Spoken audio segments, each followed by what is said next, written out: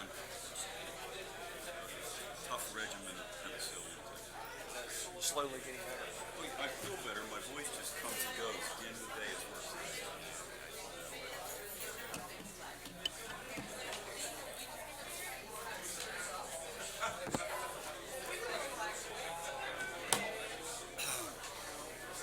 I forgot my glasses, so I can't see. Hopefully, I won't get to see anything tonight. Look close.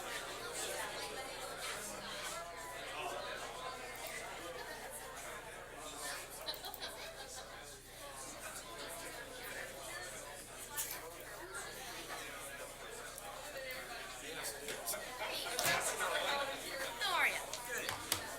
Look at this, a full house. Is Michelle here?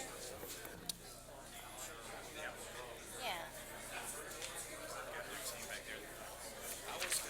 They were gonna ask to defer. And I was going to explain. What? I was going to explain everything. And this is you don't mind. Or is it just kind of go through and then what they've asked for? They still want to have stuff. Put up their plans. South Park. I can ask them. Okay.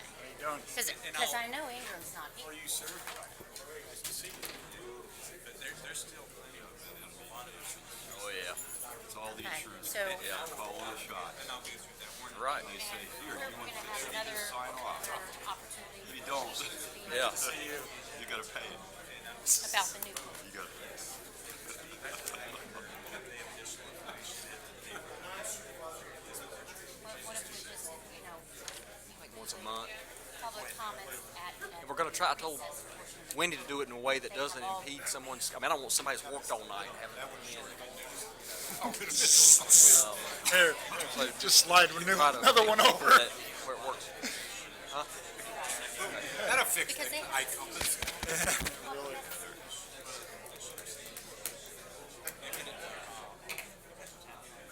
Okay. Okay. Maybe not as much as they want. Okay.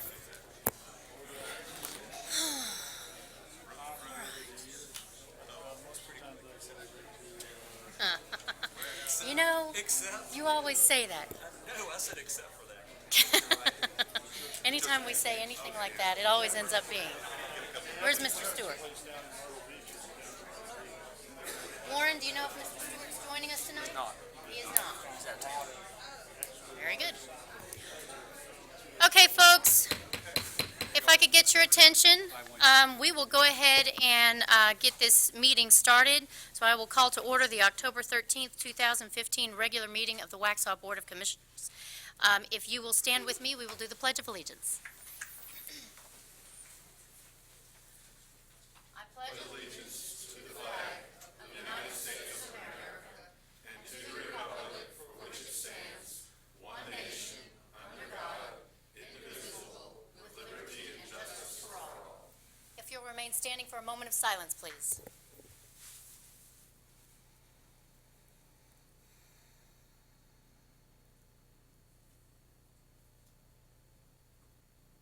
Thank you. Okay, as always, it's great to see a full house. So welcome, and I hope you enjoy the evening's proceedings. With the exception of one item, we should be moving along fairly quickly. At this point, I will entertain a motion to adopt the agenda unless we have any changes. So moved. All those in favor? Aye. Very good. Okay, most of that's the consent agenda. Okay, all right, we're changing things up a little bit. I'll start with Commissioner Fitzgerald with our commissioners' reports. You want to update us on the McDonald House, et cetera? Yeah. Today they started putting back the windows of the Duncan McDonald House, and they'll finish them tomorrow. They'll all actually work. They started putting the metal roofing back on the house. They started putting the back porch back on the house. They're going to start on the front porch tomorrow, so it's moving along pretty quickly.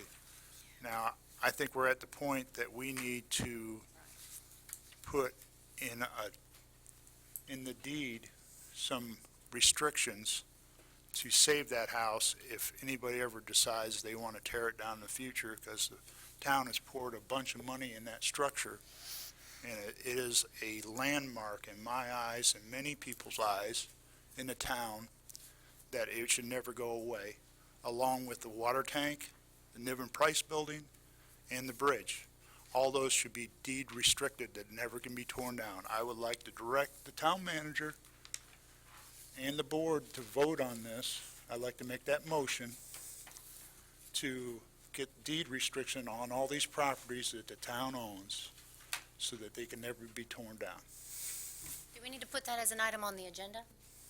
Well, I believe it's proper for him to ask for a motion to direct us to bring it back before you, to commence the process, and I think that's what he's done, and then that will come back before this board, since it would be an interest in real property and a restriction for you to vote on it through the consent agenda, or if you wanted it as a regular item, but that would be to get the covenants before you. Very good. Thank you, Chaplain.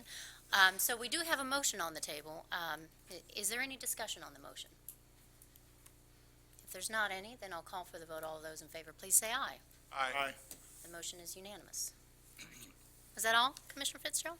No, I thank everybody here, because I really got my heart and soul into the historical parts of the town. That's one of the things that I ran on election 2 years ago, and I want to preserve this town as best we can. Thank you.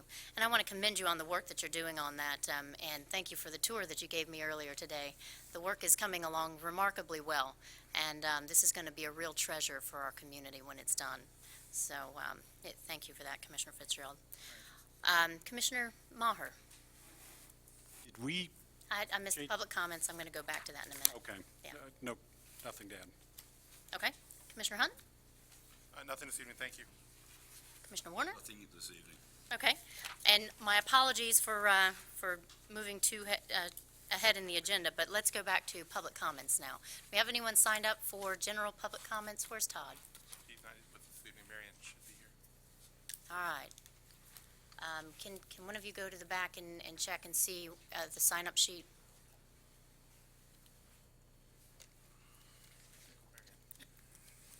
Where is Marion? Oh, there she is.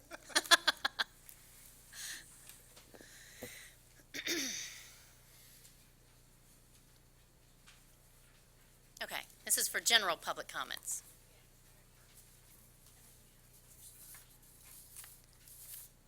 Very good, okay. First, Terry Settle.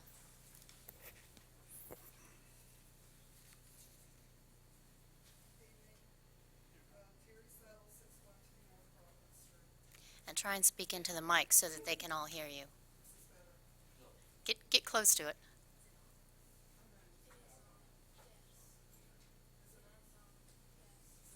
That is. Do your best. Yeah. During public comments at the last meeting, Gay Diller did a great job speaking about the events that led up to the adoption of the form-based code. I was one of the residents that participated in the planning process for the downtown vision plan. I was also present at the public hearing for form-based code on September the 10th, 2013, and for the discussion at the BOC meetings September 24th, October 8th, October 22nd and November 2nd. It took 5 meetings before the BOC voted on November the 12th, 2013 to adopt the form-based code. The reason it took so long was because the downtown residents and some commissioners recognized that it didn't match the vision that we had planned, and it still doesn't match. I'm requesting that the board instruct staff to revise the items that have been identified that do not match the vision plan by a text amendment. I know this is a Band-Aid, but we just cannot afford to wait a year while the UDO is being revised. Thank you, Ms. Settle. Rick Hodge.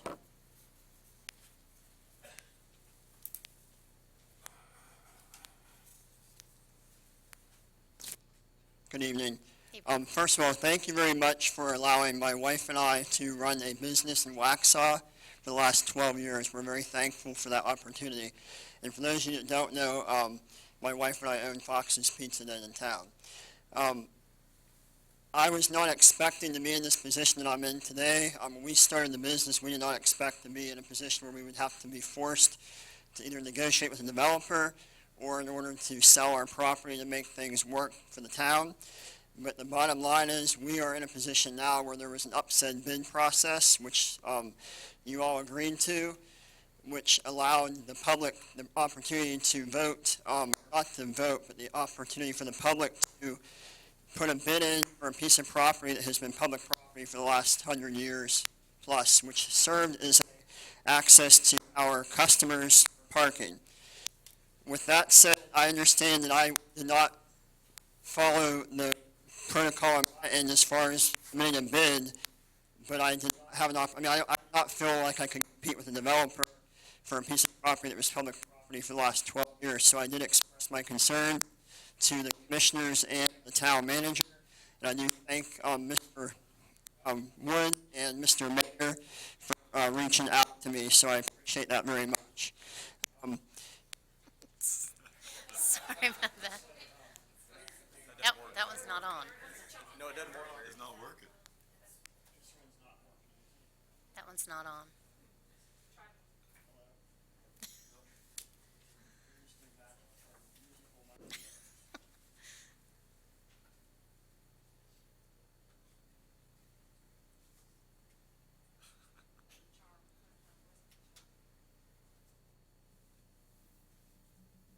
Okay. All right. Try it. Sorry about that. No, it's fine. So basically, my concern that I want to just present to the board is just that in the future, if there was another business person in my same position, that first of all, that there would be like a personal contact with the business owner where the public property that adjoins their customer parking would be notified, because as we all know, like the newspaper that is where the notices are publicized, most of us don't even receive that newspaper anymore. We're just relying on stuff online. So I just feel like that the town handled this very poorly, and now here I am just in the position to basically secure my family's future and my business's future. And again, so in the future, I would just ask that if this was ever a position where there was like land being up for sale for over 100 years, that was public property for over 100 years, that it would just not be this kind of quiet procedure, that people would know more about it. The next thing, and I'll be soon to finish, and that is, it is public knowledge that I am in a position right now speaking with this developer to basically protect my business and my family's future, and that is true, but I cannot guarantee that there will be an agreement reached between the developer and me. So my only request is that the town would withdraw this bid that has already been processed, so that way I can basically continue to run my business without the threat of some developer potentially taking it over. Because whenever I started the business 12 years ago, we only opened our business because we were able to access parking for our customers on the town property. And had I known 12 years ago, 10 years ago, 5 years ago that I would be able to buy town property, I never knew it was for sale, I would have easily bought it for $10,000 to protect my customers' parking. And that's all I ask. The two things are just, if you do, if we cannot come to an agreement with this developer, that you withdraw that sale, because I am not opposed to this project. I just need to be able to protect my business and my family. So thank you very much. Thank you, Rick. Yeah, just leave it there. Thank you. Gay Diller.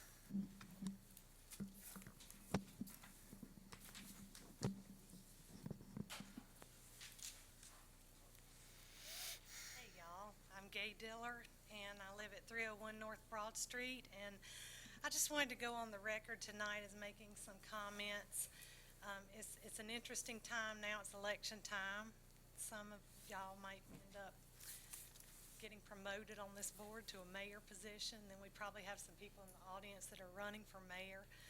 But I want to make some comments to my neighbors and fellow citizens, kind of a pep talk, and I don't want to come across wrong on this because I know I'm probably preaching to the choir, but I just want to talk about some feelings I have on some general things that are happening right now.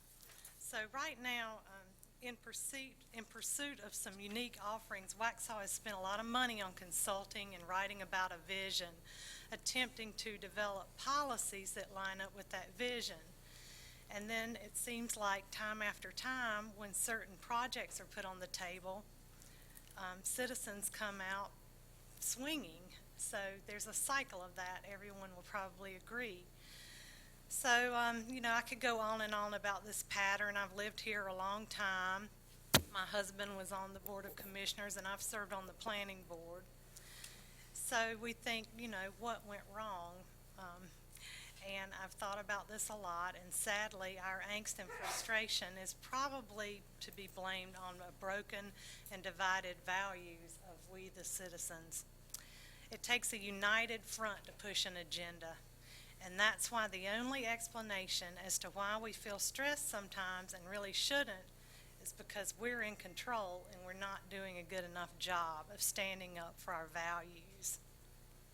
If we, the citizens, do not define our values, stick to them, and have the confidence and knowledge of why and how these values will benefit us and form an unbending, united front, then developers are going to make the decisions for us on behalf of themselves. And why do you think they do that? Because they're recognizing us as a weak brand. So, now if you're new here and you live in a big subdivision, you might be concerned about some things that are coming up near your neighborhood.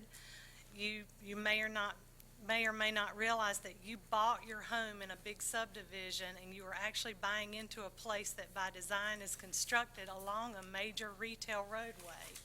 So maybe that's why you got involved. You got involved in the neighborhood and corridor planning charrettes and talked about the vision. But sometimes you get frustrated now. Well, don't feel bad, because the same thing happened to me and my husband. My husband was on the Board of Commissioners, and he and I, with our neighbor Terry that spoke earlier, all got involved and promoted this plan for a progressive, compact, high-density infill development with form-based code. And now we're all looking at a big apartment complex in Waxhaw that is not exactly what we expected to blend with the character of our historic street.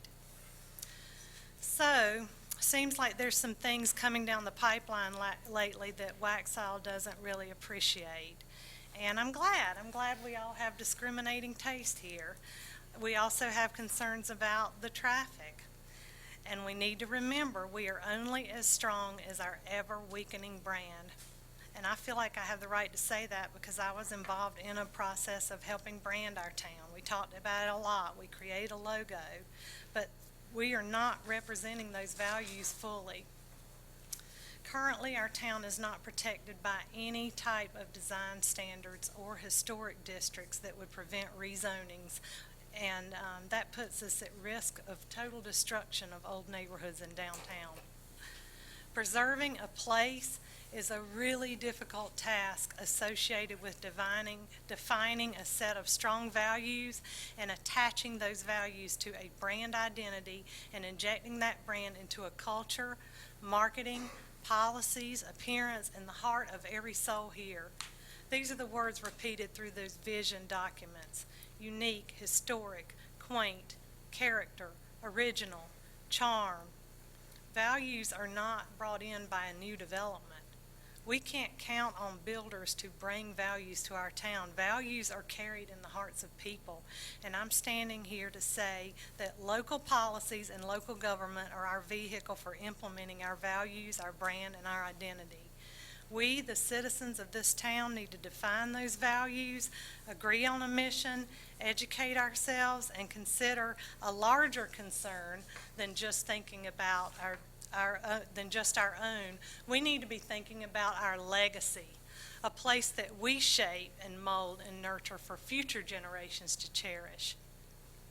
So I'm asking our leaders here today to think about protecting our quality of life here, not just about facilitating some great big economic engine that we talk about. And I know we need roads, and then we need more neighborhoods and tax dollars, and then everybody wants a Chili's and a theater, and then we've got to get bigger roads for that, and then that brings more jobs, and then the competition wants to come, so then we need to widen the roads some more, and then we build more subdivisions, and then we've got the schools overcrowded and all that. I know about that. What in the world? I mean, really. Why don't we take some time to think about how it would be if we encouraged growth and at the same time preserved our most authentic neighborhoods in Waxhaw, preserve our greatest assets, and seriously change our policies to bring in development that contributes to that sense of place. And I'm going to go ahead and lay it out. This is what we need to do here. Number one, if Waxhaw does not put in a historic district with guidelines for development in and around our downtown residential and commercial districts, we're going to lose that asset. There's no other way. I've researched it. I've looked into it. I cannot figure out how else we're going to keep it because our property values are going up. It's time to figure out, number two, it's hard to figure out how to stop urban sprawl and encourage growth only in high-density downtown where we can control design and architecture with historic guidelines and expand our existing authentic and walkable neighborhoods. Number three, Waxhaw needs to have a design review board and a process with rigid guidelines under which developers can understand our critical need for architecture that is unique and complementary of our values.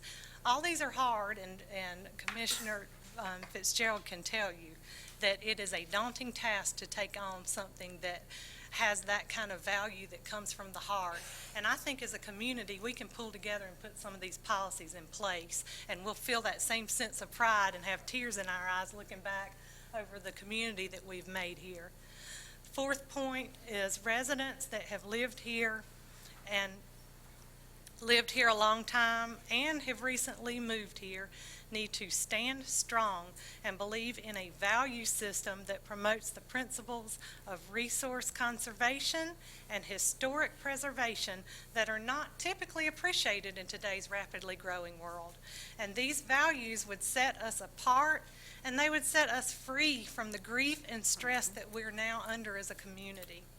What do we have to lose? We've had a zoning overhaul lately.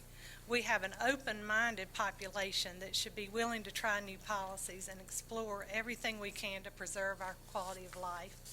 And I respect what each and every one of y'all are doing. Thank you. Thank you, Mayor. Thank you, Commissioners. And thank you so much for giving me this time to get up and talk. Thank you, Ms. Diller.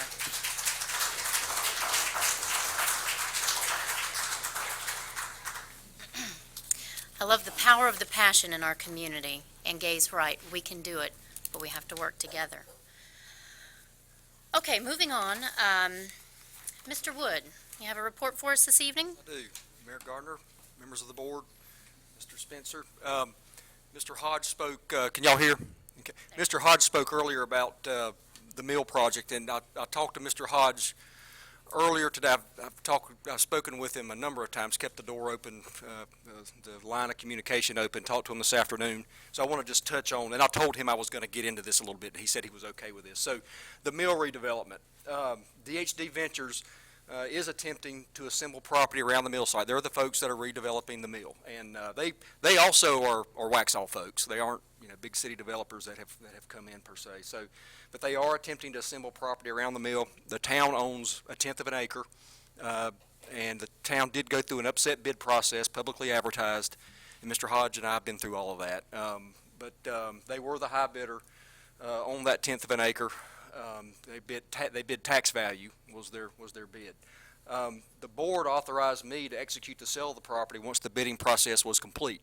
Well, the bidding process is complete, but I haven't yet executed the sale because I have been working with Mr. Cillian with DHD Ventures as well as Mr. Hodge in attempt to reach some sort of mutually beneficial agreement. And I committed to Mr. Hodge today that I'm going to continue to hold off on that as leverage with the developer to get everybody on the same page in terms of what might be a mutually beneficial arrangement for both parties. So that was my commitment to Mr. Hodge. I think ultimately, at the end of the day, the best interest of the town will be to sell that property. But in the meantime, I have agreed to hold off on that in the spirit of reaching some sort of an agreement. So that's where that process is right now. And I would like to point out at least from what I understand, the folks who are pursuing this project have seen the plans that the people have put together, and they like those plans and want to pursue them, and that's a completely different approach than we're facing in some other situations. Absolutely. Land use transition period. So we're in land use no man's land right now to some degree.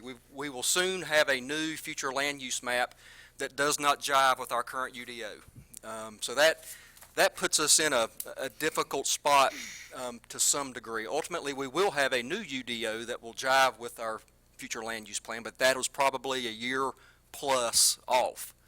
That work has begun. And so there's going to be an unorthodox approach to some development here, and I'll explain.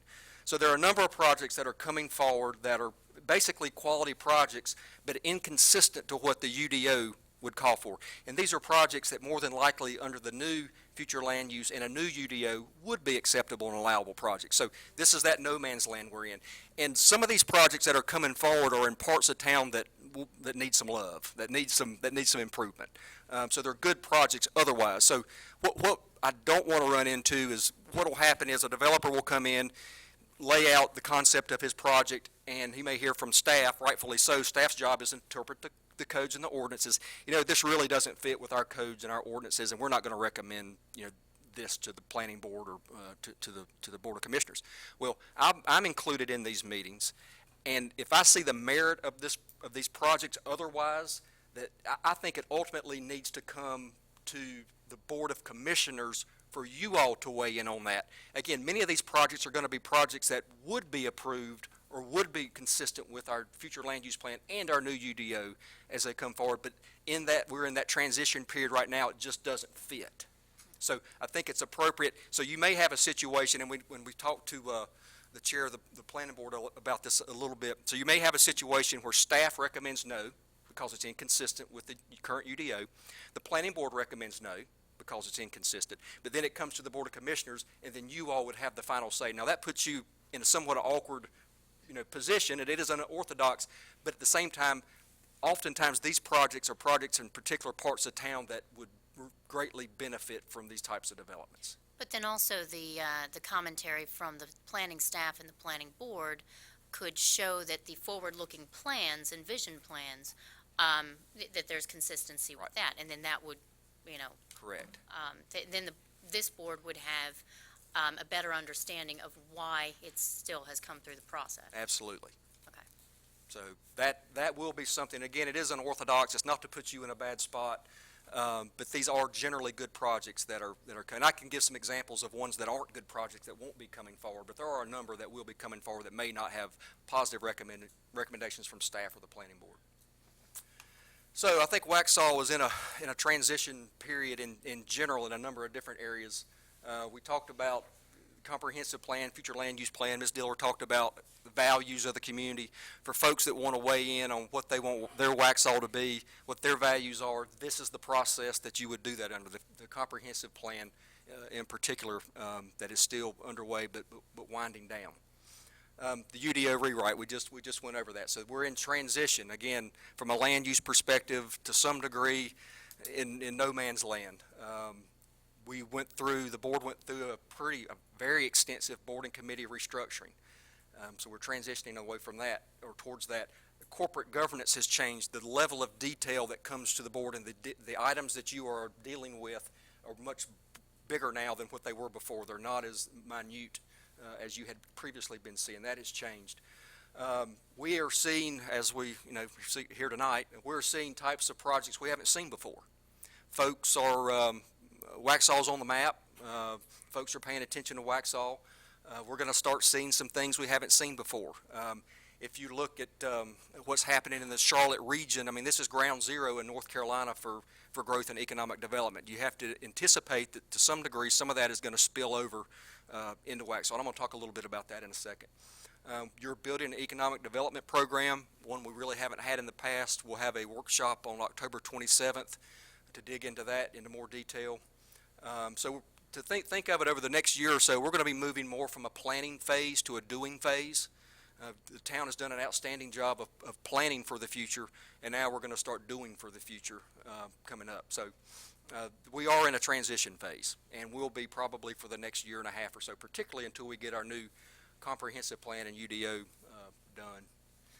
Okay, switching gears to something I'm a little bit more comfortable with, the numbers. I showed this. This was a slide or a graph out of the budget document that you adopted this fiscal year, and you can see this is the town's general fund. So you can see the red line are your expenditure projections. I guess that's the green line, or the darker line are your revenue projections.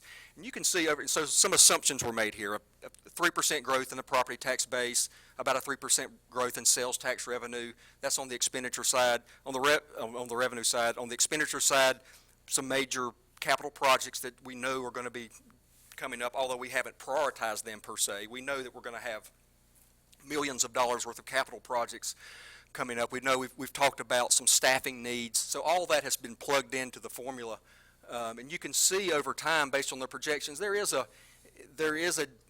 gap between revenues and expenditures. And 5 years out, you get to about $1.2 million more in expenditures than you do than you have in revenue. So obviously, staff's job and the board's job is to close that gap. I mean, you can't have a budget that's not balanced. So how are we going to fund the future? How do we close that gap? So we know that there's not going to be enough growth in property tax base with just residential growth. Residential growth is great. A lot of towns really struggle to promote and to achieve residential growth. Waxhaw has done very well with the residential growth. It's going to continue, but it's also the most expensive growth to service. So there's two important ways that we can start working, that we will work on to close the gap. One is the high-value non-residential development, and give you some examples of that. One of the areas that I think Waxhaw is going to really start getting on the radar screen for the non-industrial side of the house is something called flex space. That's space that can be used for office, warehousing, light industrial. We've had our first, there's a group in town that has property under option. They plan on building 7 flex space buildings. So the beauty of that is a couple of different things. It creates jobs for folks in Waxhaw. They don't have to drive to Charlotte or out of the area for their employment opportunity.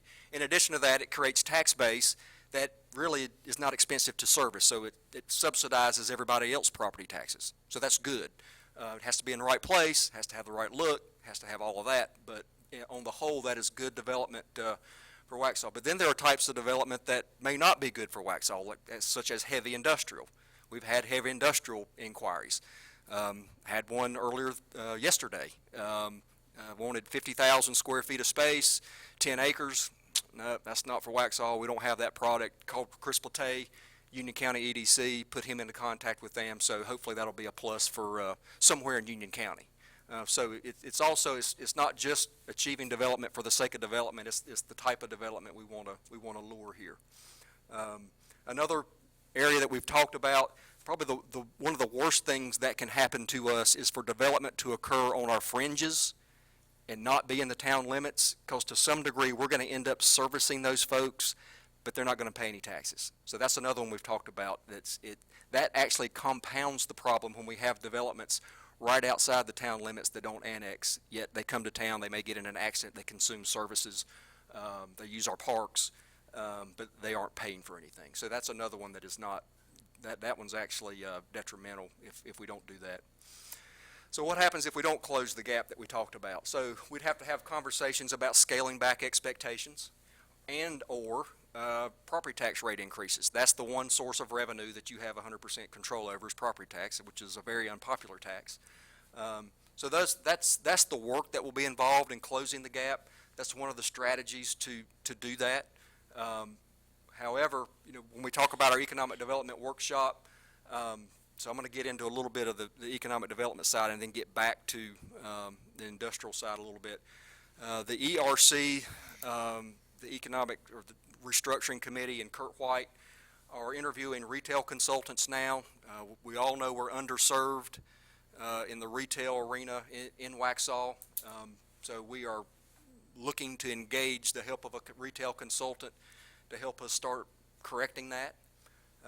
The EDC, we're working with the EDC on identifying industrial sites, but one of the challenges we're seeing is water and sewer. Much of Waxhaw, particularly on the south side, does not have proper service related to water and sewer utilities. So that's something that's going to have to be addressed collaboratively more than likely with Union County. Obviously, when you have industrial development, light industrial or flex space, they're going to need water and sewer. Just on a broader perspective, just to give you an idea of what North Carolina will see, North Carolina's projected to add 115,000 new jobs in 2016. That was more than will be added in 2015. Most of this growth will be in the professional services arena.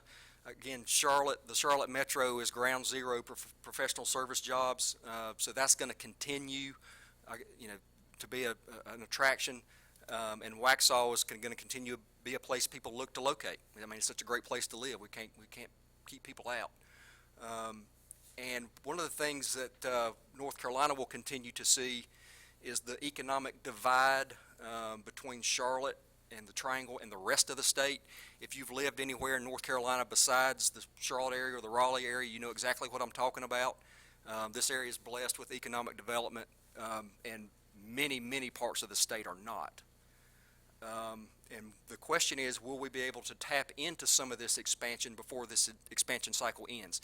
The message here is we have a lot of work to do, and will the clock run out on us before this expansion cycle of the economy ends? But we are working. Okay, so just last slide. Went to a seminar a couple of weeks ago. Folks from Idaho Falls. You think, well, what does Idaho Falls, Idaho have to do with Waxhaw? Well, they were in a similar spot that Waxhaw was in a few years ago. They're probably a little bit ahead of us on the curve as far as economic development. They were heavy residential, saw a lot of residential growth, very little other types of growth. The last recession hit. That was a wake-up call for them. They realized that they needed to diversify their property tax base and create job opportunities for folks in Idaho Falls. And here's what their experience has been related to what businesses are looking for, or the environment that they are looking for when they're looking to locate or relocate. Speed to market. How soon can they be up and running? Well, we don't have product in Waxhaw for folks to be up and running in a short time frame. I always talk about Gary Summerfield, and he's in his example. I mean, that was a year process for him. Most folks can't wait that long. They want to be up and running. Chris Platay talks about that. He's to a large degree out of product in Union County.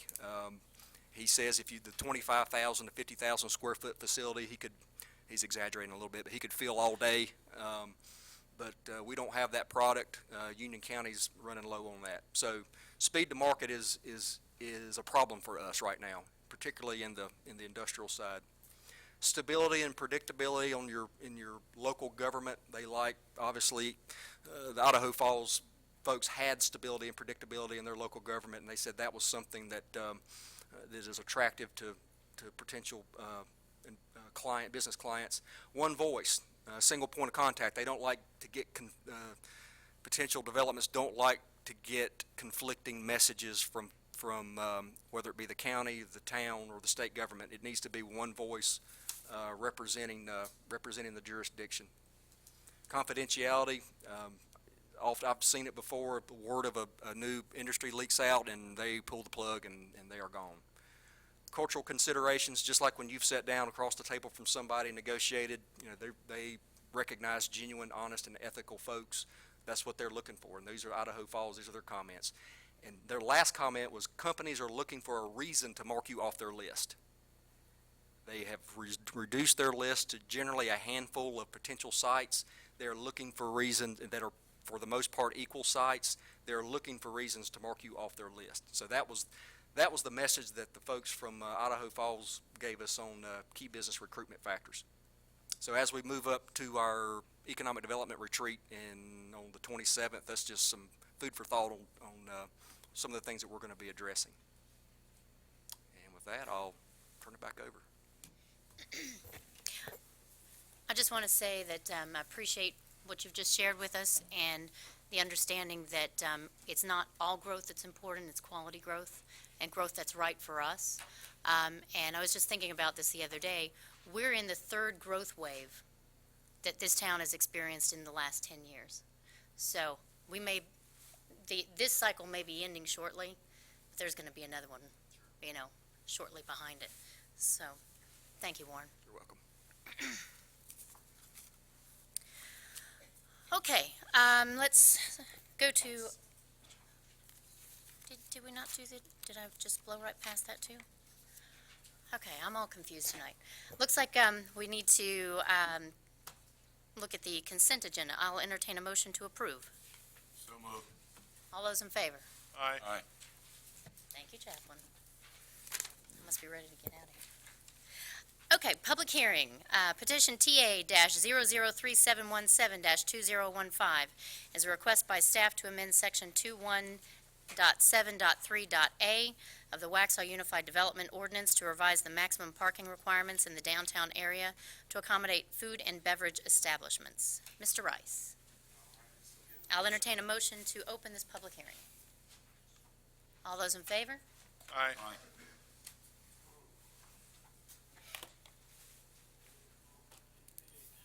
And there's currently no one signed up to speak on this public hearing.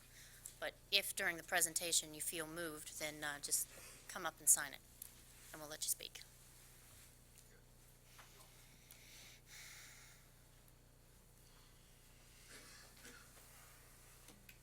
Okay. Good evening, Mayor, members of the commission. Just briefly, I want to give you a little background on where this text amendment originated. As Warren has pointed out, there is a development group that is wanting to redevelop the mill. When we started our preliminary review of their plans, it was evident that they want to include a restaurant. And when we were looking at Section 21, which is the downtown code, we realized that there was not a specific parking regulation for food and beverage establishments that would provide ample parking for restaurants while staying in compliance with the downtown code. So we've decided we wanted to add one. So that's where this came from. We've done research in North Carolina, around the state and locally, and we also looked at Fort Mill, and it was apparent that one space per 3 seats was pretty much the norm for everywhere. We spoke with the developer of the mill, the proposed developer of the mill, and they felt that that was appropriate too, and that's what they had found in other places. So as you see on the overhead here, the language that we are proposing to add is in red, and it is just a line item that says food and beverage establishments, and it will be 1 space per 3 seats. These are the areas. I contacted some other places, but these were places that basically showed 1 per 3 seats, except for Belmont where they had 1 per 4, but there were numerous others that it was basically 1 per 3. The planning staff recommends approval of TA 003717-2015. Staff believes the revision will allow food and beverage establishments to provide sufficient on-site parking while still adhering to the intent of the downtown code. The planning board at the September 21st, 2015 meeting voted 5-0 to send a favorable recommendation on TA 003717-2015 to the town board. And one thing that they had a question about, that I'll just point out, this, as all other parking regulations in the town of Waxhaw, is a maximum. It's not a minimum, it's a maximum. So they do not have to provide that many. They can still utilize on-street parking and things like that. So if you have any questions, I'd be glad to answer them for you. The comparison municipalities that you looked at, how many of those are using form-based code? They all are. Okay. They're either a form-based code or a version of a hybrid form of it. Okay. Questions for Chris? Yes, sir? One quick question. I know we have a parking study being done. Has that consultant looked at this and kind of put it in context? That will be included in their overall view of the parking in the downtown Okay. area. Thank you. Anyone else? Chaplain? Oh, Jim. Yeah, how is this going to affect the existing restaurants there? It should not affect them in any way. The developer of the mill, they could put in a restaurant and utilize the parking downtown, but what they want to do is put some parking on site, which will reduce any impact that it would have. But they do want to put some on site, but it should not affect anybody's parking. Okay, Any great degree. do you say this is a maximum Yes, sir. per table or whatever, and, but there is no minimum in downtown? I mean, the people on Main Street, they just use street parking. Correct. Chaplain? You always start this off, and it's going to mess up our minutes stating that all statutory, I apologize. we just need to All state it for our statement. minutes. and- All state and UDO, all state statutes and UDO requirements have been met, and this text amendment has been advertised as required. Okay, great. All right, any other questions for Chris? Okay, no one with a burning desire to come speak to us tonight on this question? Okay, then I'll entertain a motion to close this public hearing. All those in favor? Aye. Thank you. Okay, moving on to petition CD-002959-2014, a request by Michaud Resource Management LLC on behalf of Francis H. Presley, Clyde D. Presley, Shirley Jean Davis, and Jerry G. Davis for a conditional rezoning map amendment from R1 Single Family to CDC3 General Commercial on approximately 5.1 acres, tax parcel ID number 06-162-002, located on the west side of Highway 16, just north of the intersection of Highway 16 and Kensington Road. The petitioner is proposing a commercial development for the site which will include a convenience store with associated car wash, a retail building, and restaurant. And as you all, I'm sure, are very familiar, we initiated this public hearing a couple of months ago. Right, and July 14th. July 14th, thank you. And Chaplain has some points to make for us in the re-engaging of this public hearing. All right, this is actually a supplemental public hearing. You've already had a public hearing, and the public should know that that is still part of the record.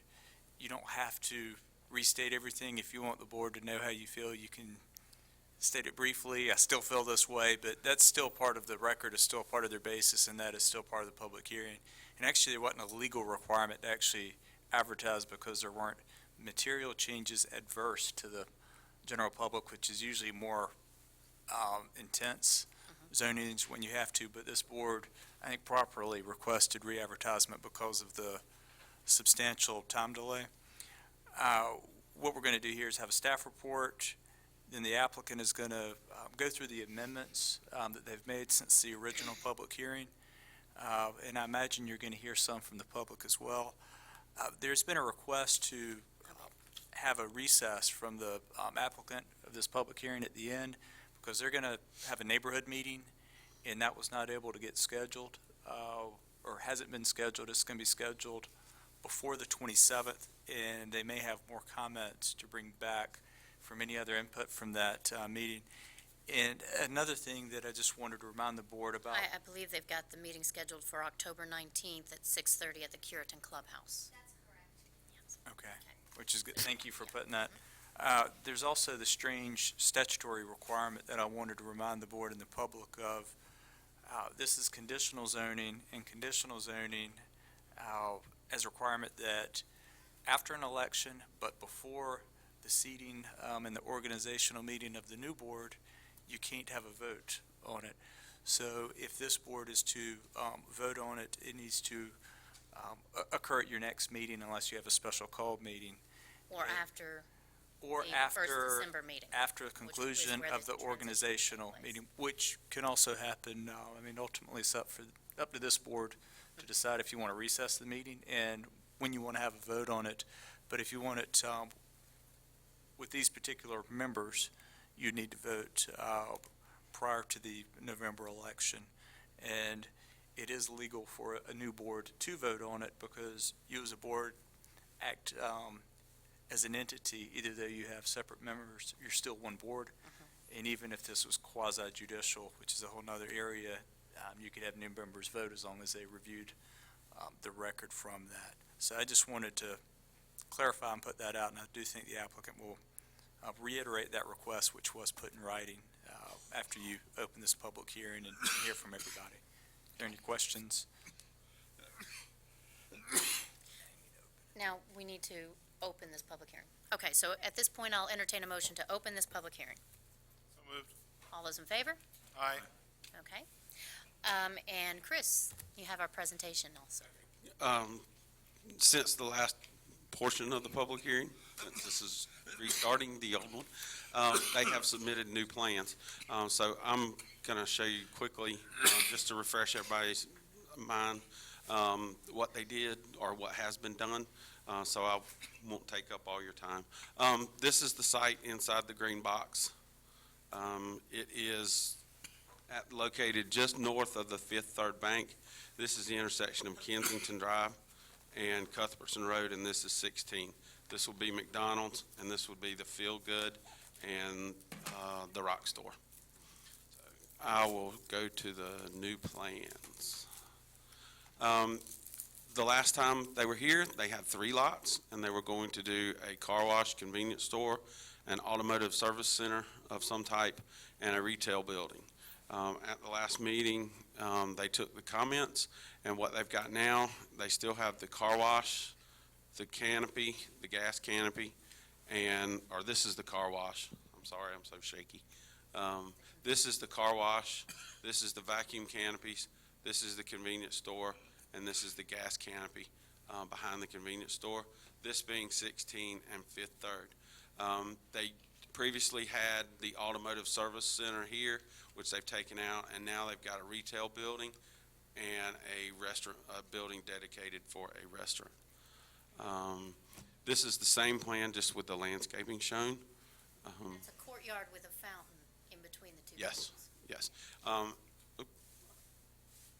These are 2 pergolas. This is a pergola, and these are 2 pergolas that come off, and that is a courtyard.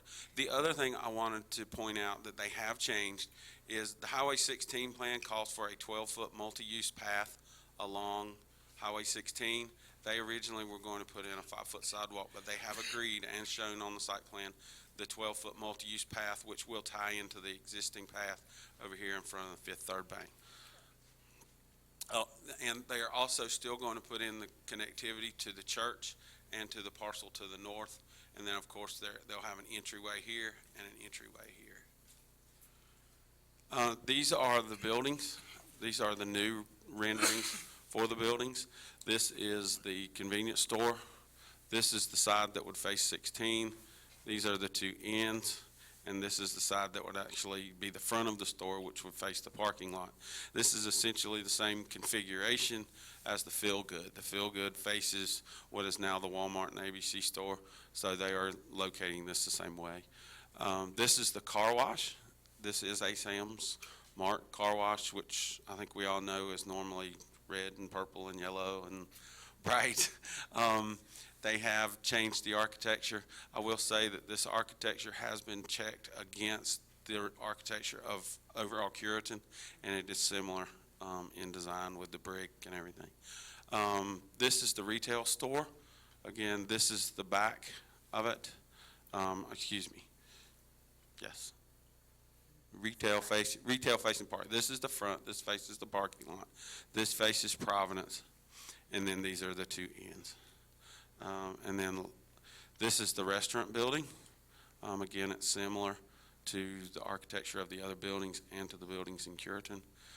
And this is the canopy for the gas pumps. It'll be brick columns and then a neutral colored canopy.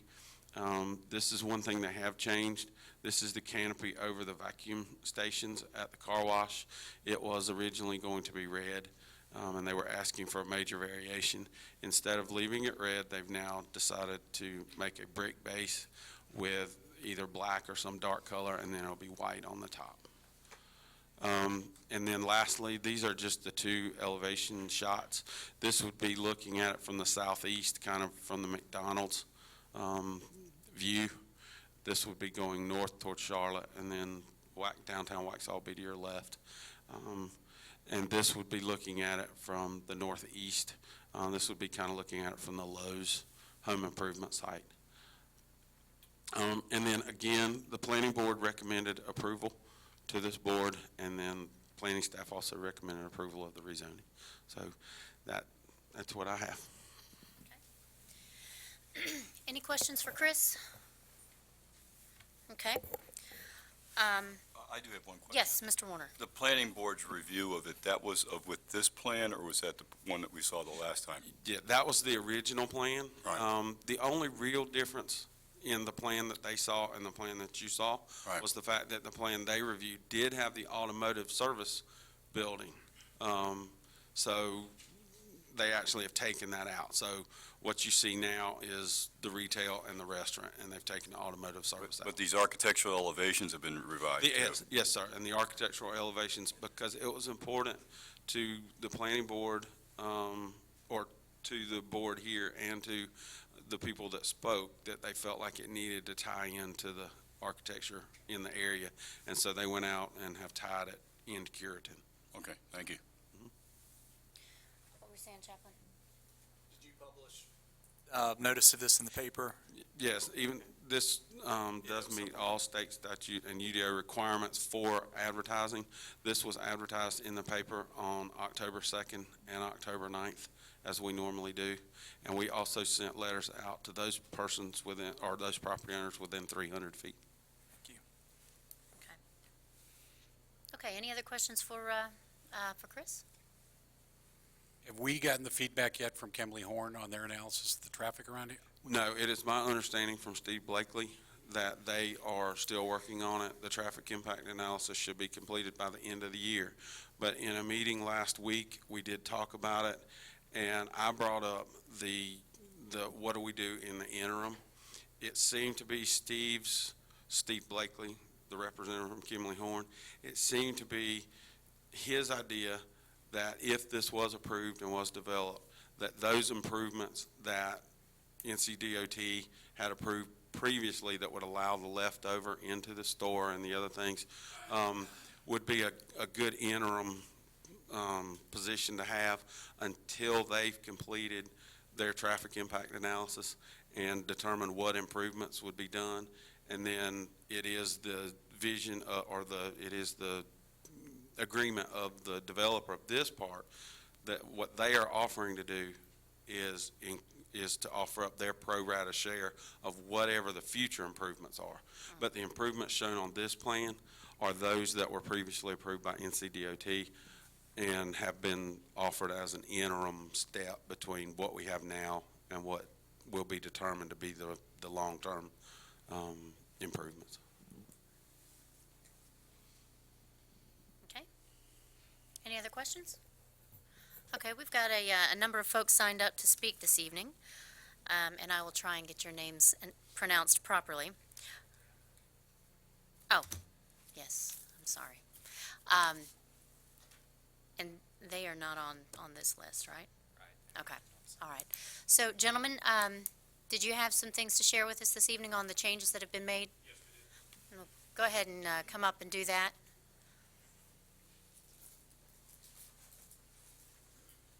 And introduce yourselves to us again, because, you know, we forget which one of you is which. Wait till we get our presentation toward the board. Great.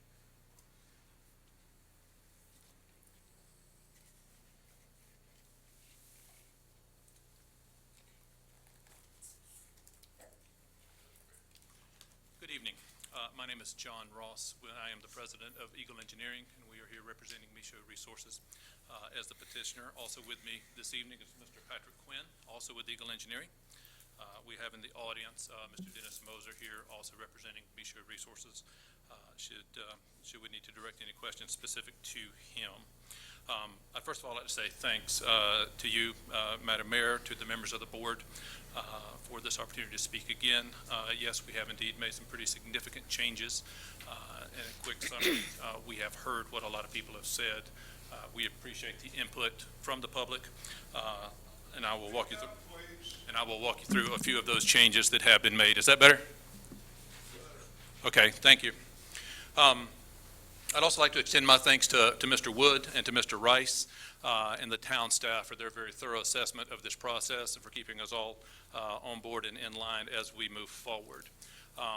The subject property is currently zoned R1, and it is surrounded, over one, it is surrounded by C3 zoning, conditional use zoning, as we are applying for. What you see here is the original approved zoning map for Curitan and the relation of our site, which is outlined in red. The large black blocks that are on that are proposed commercial uses. And please note that there is 1 point of vehicular access up at the top. Right there, yes, 1 point of vehicular access that was proposed to connect into the neighborhood. Recognize that has now been taken away. As outlined in the petition under consideration this evening, it is Michaud Resources' desire to make a substantial investment to the town of Waxhaw through the rezoning and redevelopment of this property. The redevelopment will result in the construction of a multi-tenant retail center, which does indeed include a convenience store, an independent car wash, a restaurant use, and a commercial retail center. As noted in the staff report, the comprehensive plan developed by the town has identified the subject parcel to be developed as a commercial retail use, and the petition as submitted has been found to be consistent with that comprehensive plan.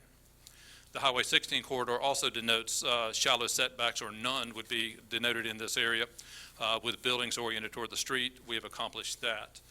Just a very quick overview of the process that we have been through to date. We've completed and submitted a full and complete application, a site survey and a tree survey. We've developed and submitted the proposed building renderings, and then again, and I think you'll be pleased with some that we have to show this evening. We have attended the technical review committee meeting and addressed comments received there. We've worked with the town staff to advertise, coordinate, and document the community meeting for this project. We've responded to plan review comments from the planning staff, county officials, and NCDOT.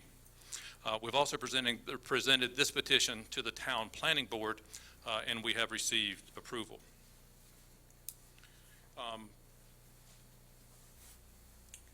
Next one, please. So this is just a quick reminder. This is the original site plan that was heard by the planning board and was presented to this commission at the public hearing before. The blue to the top of the plan is was a proposed stormwater management facility. The number 3 building there is the automotive repair store, which has been removed. Flip through, if you would. Also, architectural plans from before. This is the automotive center. This has been removed from the site.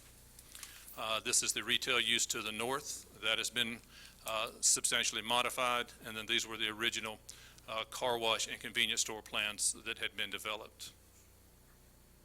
This is the second generation of the car wash that had been developed. And the convenience store again, as it had been revised yet once more. So this is the current site plan that you see before you right now. In response to items that we've discussed in the first public hearing, the petitioner and the development team have made, again, substantial modifications to the proposed development. In this process, we have reached out to the adjacent church property representatives in an effort to coordinate the site development components that are related to the site access, to site connectivity, to grading and earthwork balancing, and then to stormwater management. We've eliminated the automotive service use in exchange for a sit-down restaurant and some additional retail. We've coordinated with the ultimate end users of the site to establish a unified architectural theme that is consistent with Curitan, yet reflective of Waxhaw's heritage. This effort has essentially asked the retail users to set aside their proven corporate architectural themes in exchange for this unique standard that has been established specific to this site.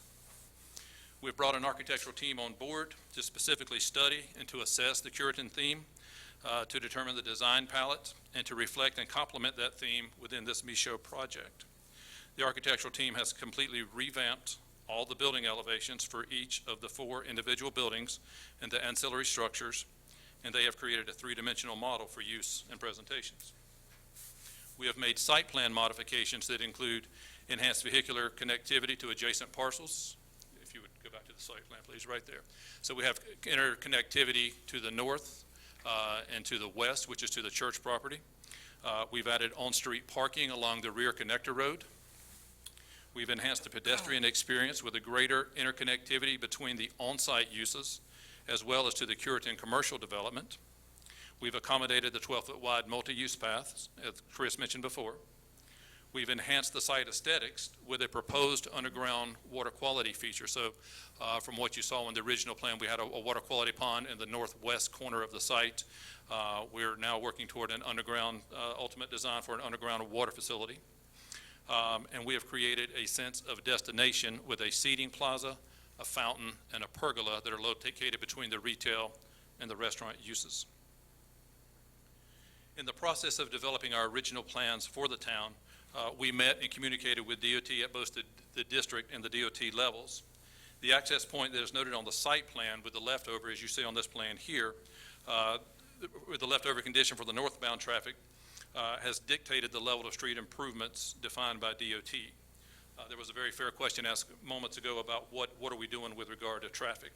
Specific to those issues in the Kensington area, the town has retained a traffic consultant, that is Kimley Horn, that is currently developing a regional traffic analysis that includes the future build-out of the YMCA, the adjacent church parcel, the Michaud development, as well as other projects that are currently in the development phase.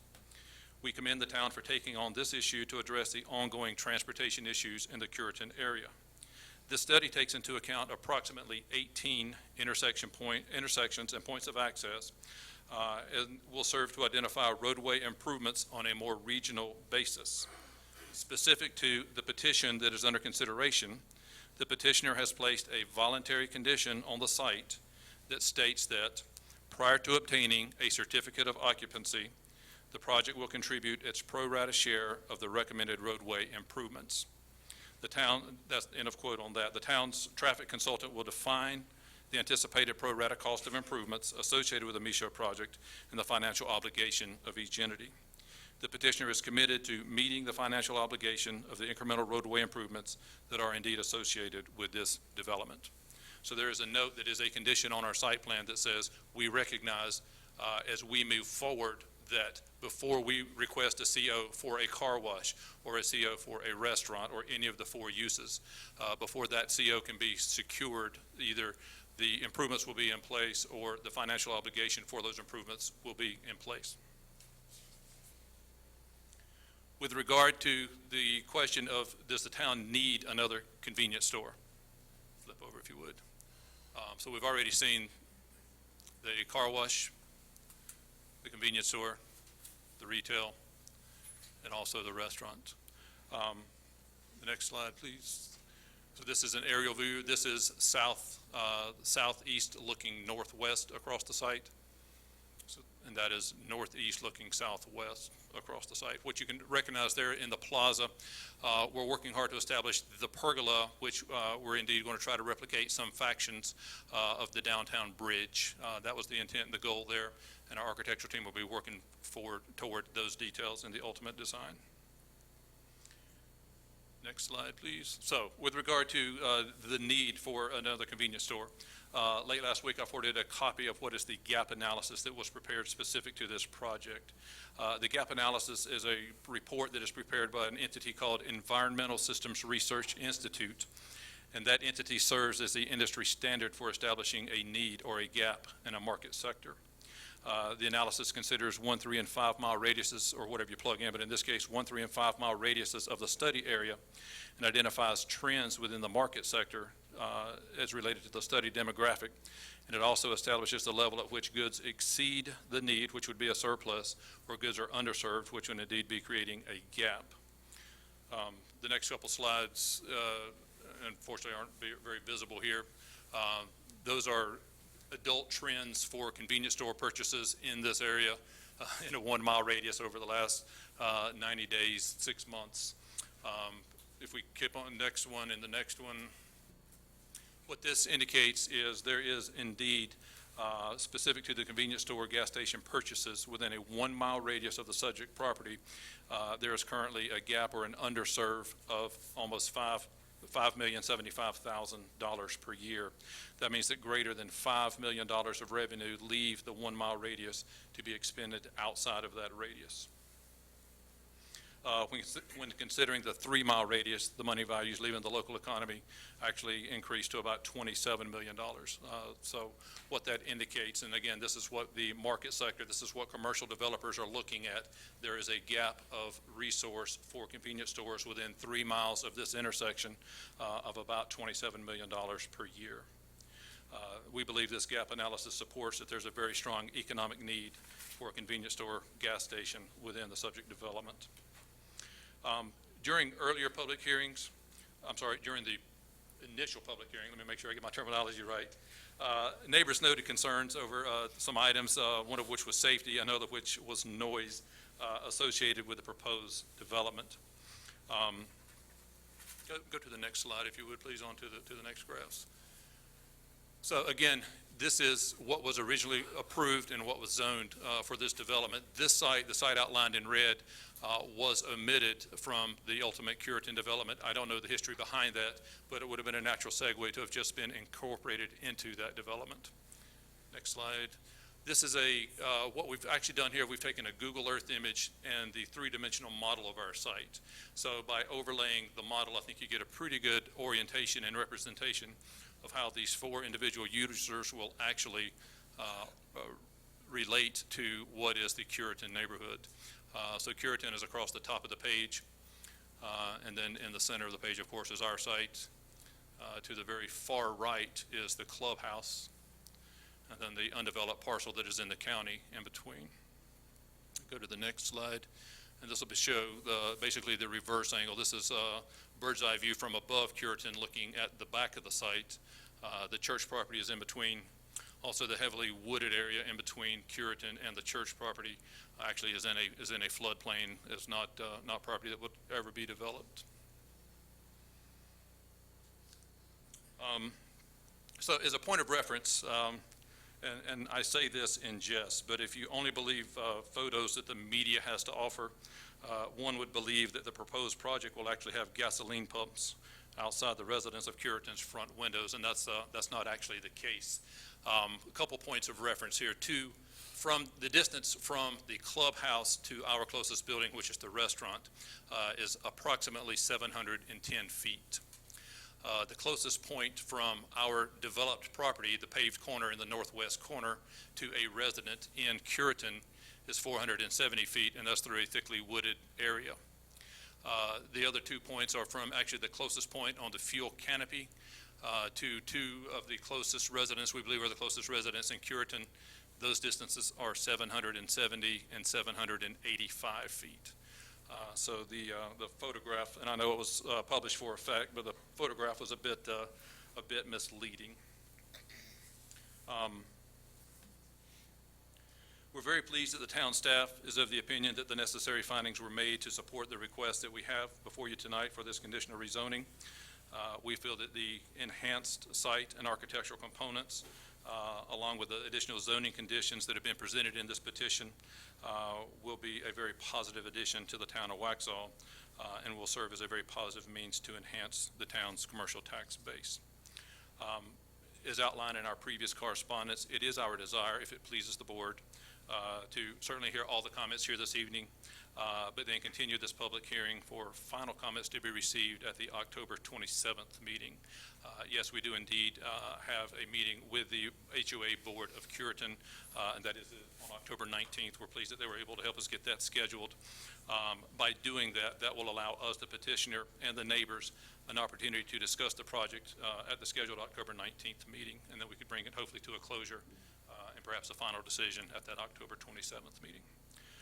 I will stand down. I will be available for any questions you might have specific to me, or if there are any questions even beyond the remainder of the public hearing, I'll be pleased to answer those. Okay. Do we have any questions for Mr. Ross at this time? Okay. We'll get to the public comments in just a moment. Thank you, sir. Okay. Now we, on the public comments, we'll start with Alita Galusha.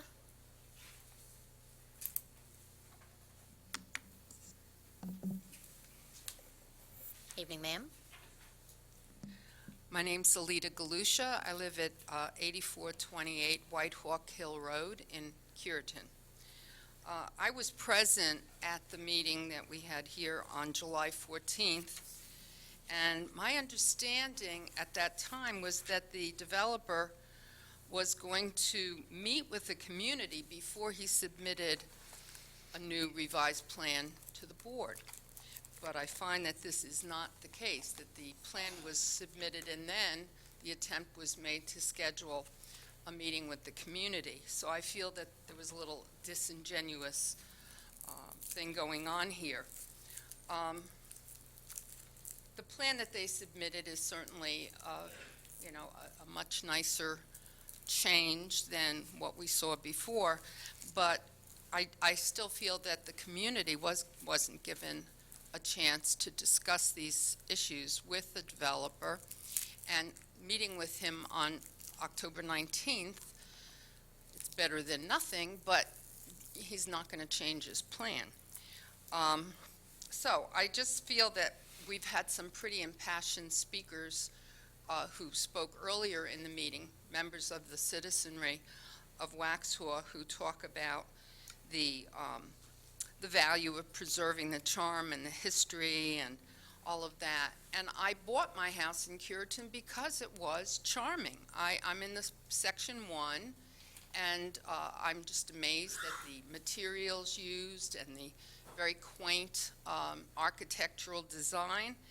And I sort of pictured myself when this development would take place that I was going to take a stroll down towards Providence Road and have this lovely place to, just stroll around and browse and spend a little money.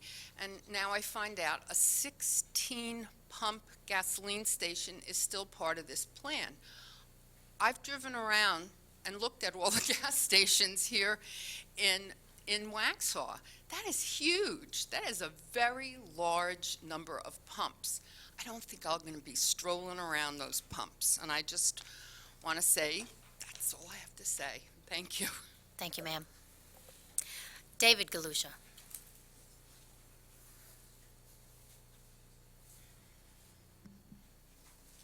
Good evening.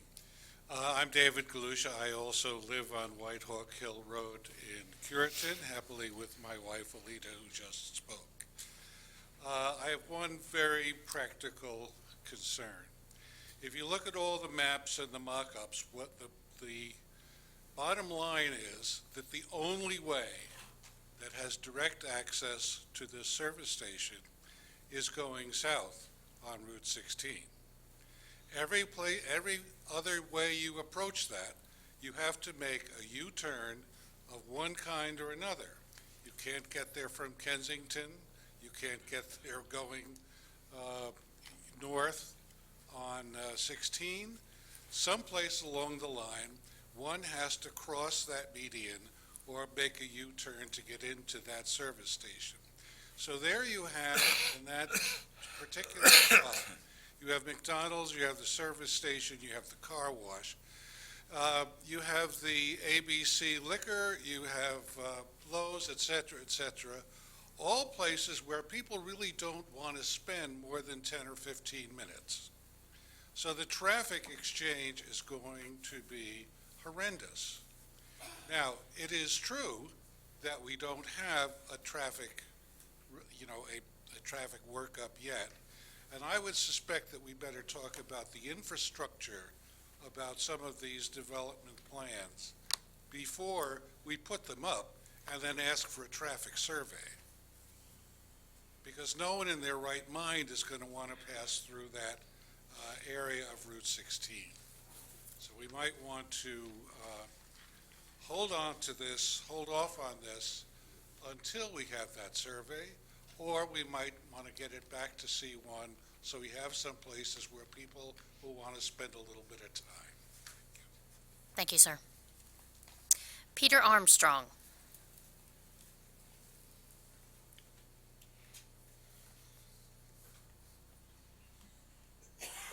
Good evening. My name is Pete Armstrong. I'm here with my wife tonight, Pat. We've been a resident of Cureton and Waxhaw since 2007. We moved here for what I heard a lot of comments tonight about what Waxhaw should be, what Waxhaw is going to be. And personally, I'm a little bit concerned with this effort. I know there's been changes, but again, the changes weren't made before they met with the community. They were made prior to the meeting with the community, so I have a problem with that. Second of all, I have a question. If we put a gas station in there, or they put a gas station in there, isn't that property for now and forever committed to a gas station once they put the pumps in the ground? If that gas station goes belly up, what happens to that property? Is that redevelopment, or does it have to have another gas station? I would ask the engineer that question.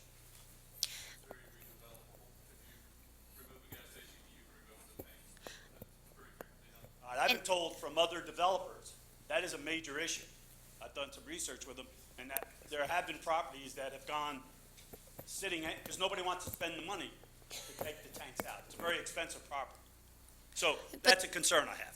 I will say that the location where Fusion Hair Salon is and the Waxhaw Creamery and Heritage Food and Drink, that was an Exxon gas station. And it has been redeveloped into the retail shops that are there now. So it, downtown on South Main Street, where the used bookstore is, and the ice cream shop. All right. But it is a concern of mine. Sure. For this whole effort and what's going on. I would ask the commissioners to think what the individuals in that environment are concerned about, because we're the ones that are going to be living with it. It will add more traffic. It'll add a lot of faster traffic, more cars going in and out on a rapid basis versus a restaurant or some other store where people are going to spend some time. So these are the concerns and I've talked to a lot of the residents. These are the concerns we have. I'm against it. What we can do about it, I don't know. A lot of times these political situations overcome the community, so I ask you to act on our behalf. Thank you. Thank you, sir. Jerry David?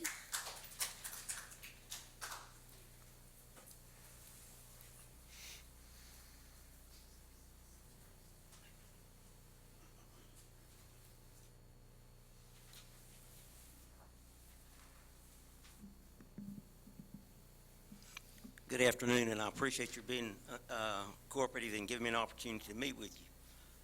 I'm coming from a little bit different perspective from most of you, I think. The folks that I associated with and grew up with and all were important people in my lives and the lives of those people around here at that time. The property we're talking about belonged to my wife and her family, and they were able to secure that property a little over 100 years ago. Oh. So we've been a part of this community all of our lives. All of my children are part of this community. The wife and our children and all appreciate the value of that property and what it's meant to us over the years. Our first recognition and involvement with this process came about way back in 2006. I believe that was before some of you folks moved into this community. And that came as a request from a bank. A bank rep made contact with us, and at that time he had interest in the possibility of putting a bank in on a piece of that property. He spent time with us. We made a contract agreement. We didn't even have a real estate agent involved in that process.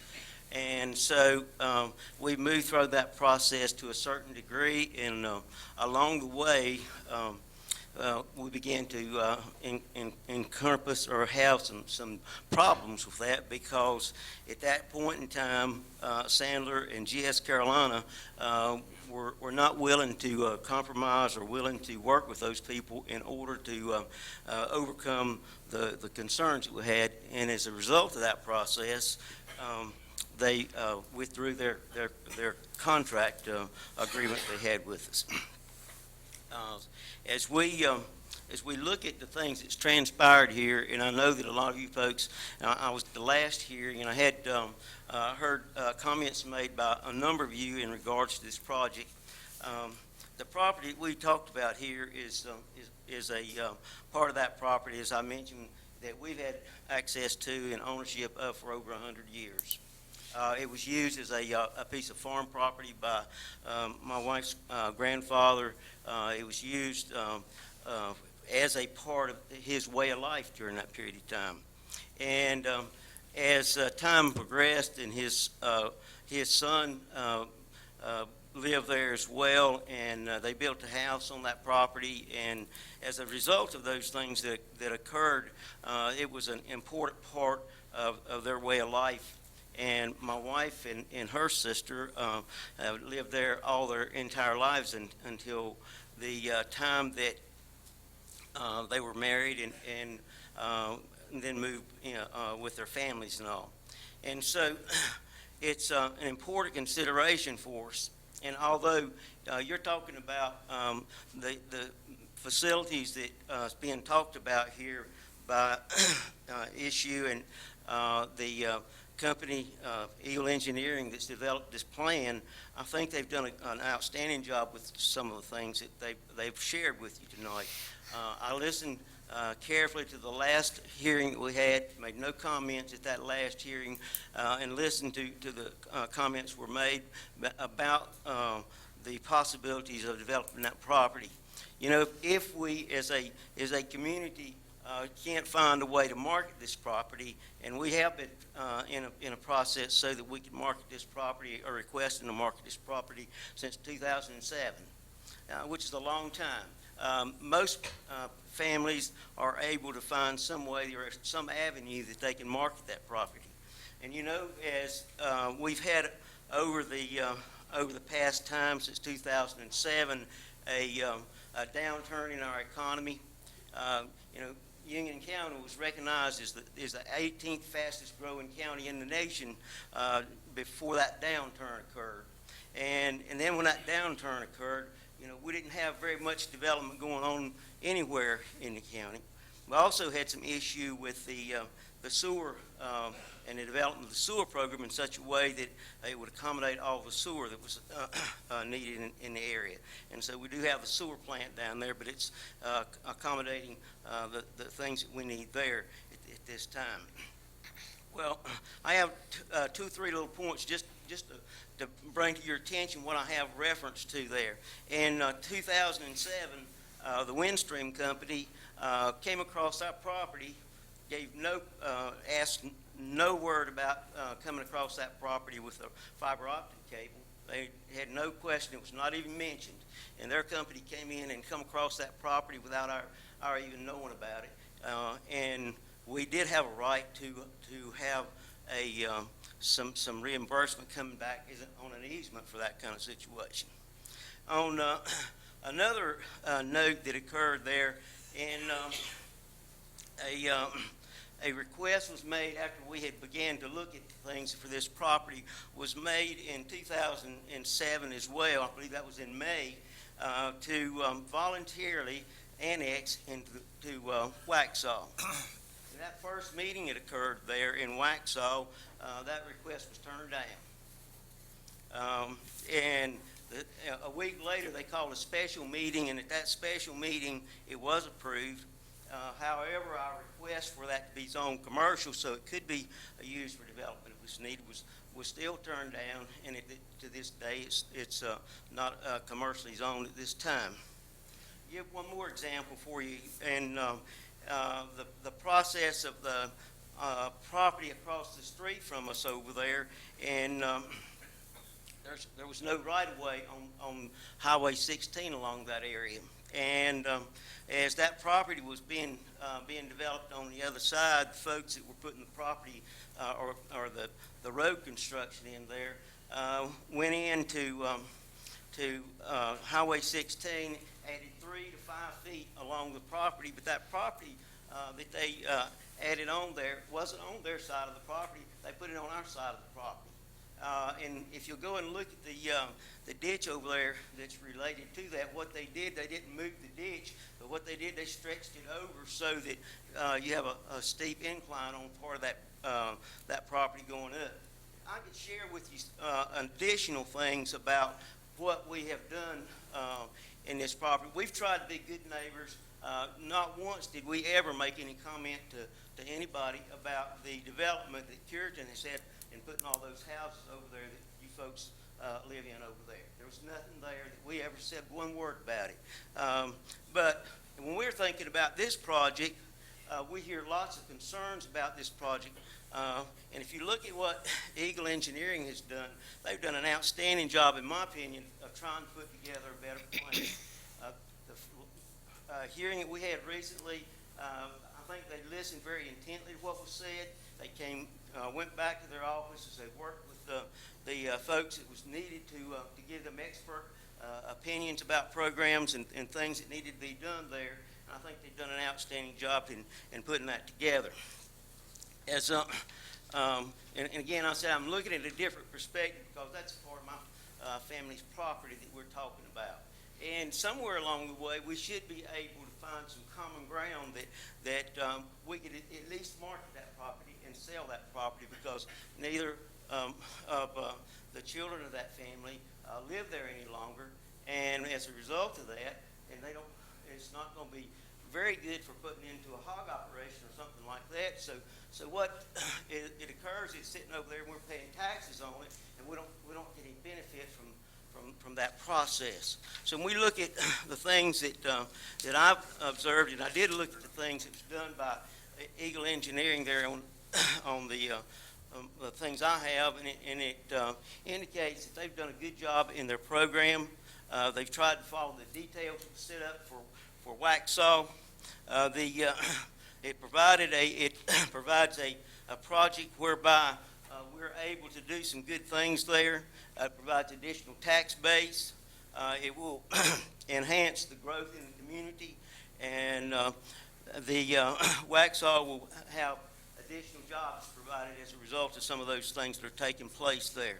And with all those things in mind, we are going to, regardless of what we're talking about here tonight, we're going to see growth in this community. We've seen that, and we're going to see additional growth taking place. But I think this piece of property we're talking about is an important piece of property. It's been important to our family for that 100 years plus. And I think if we decide as individuals that we want to let somebody else have an opportunity to use that property, we have a right to do that. And I question why it's important for other people to say, I don't want you to use this property. And as I said, it's been sitting here since 2007 for us. And we would, if an opportunity had been right, we would have developed that property or had somebody develop that property or sold it to somebody for their development and their use.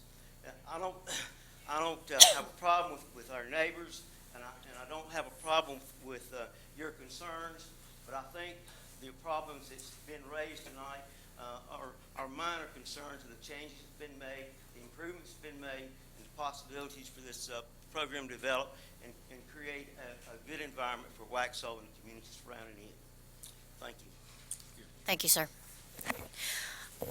Okay, we've got a few more folks here to speak, and let me just remind you to please try and speak into the microphone, because there are people who are watching this at home.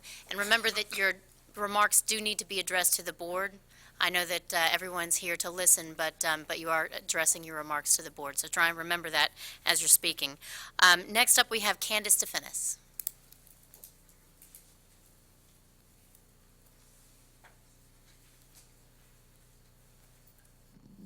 Short, so I'm going to go ahead and take it off. There you go. The mic stand. Good evening, guys. I appreciate the time to come back up in front of you and speak. As you all know, I have come here before, and I do see the remarkable improvements associated to this plan, but the concerns that we have had as a neighborhood in Curitan have always been for the gas station. We don't see the need for it.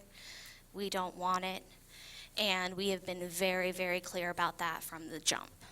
So I would respectfully request that you guys allow me to ask my neighbors that are here to stand and show that they are really just not looking for that gas station to be present. And if my neighbors would stand, I would like that, please.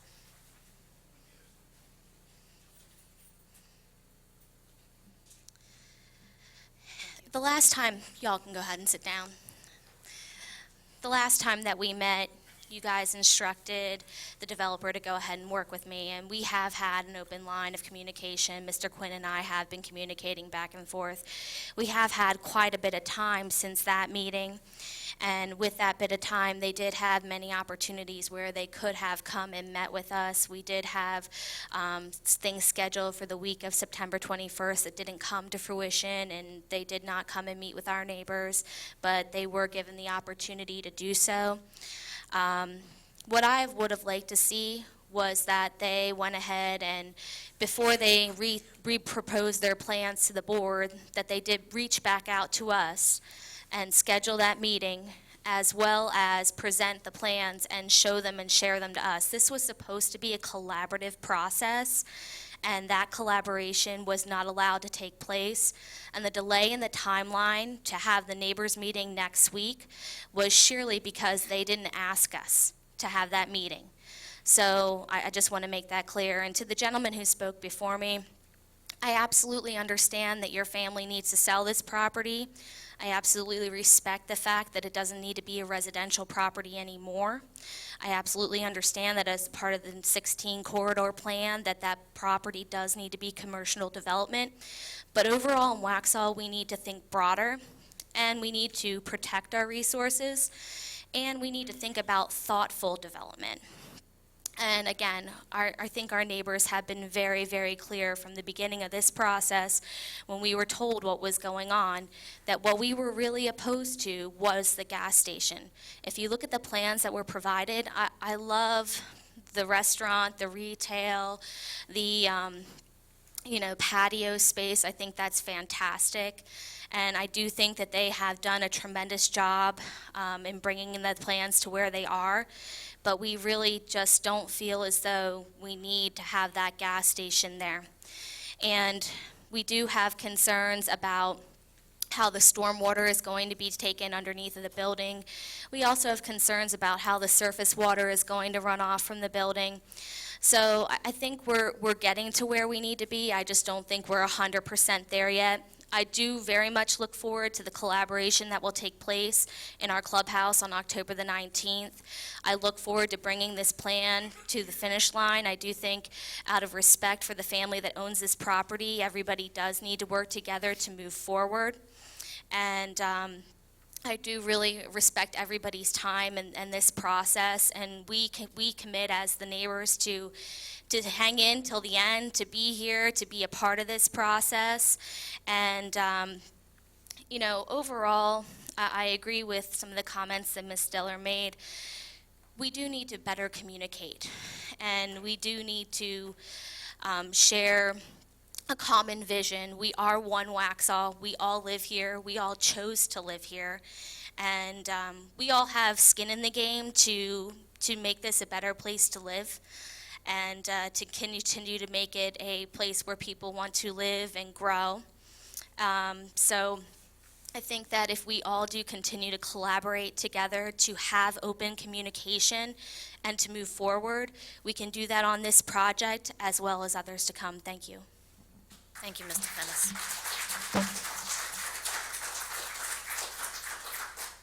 Pat Dussinger?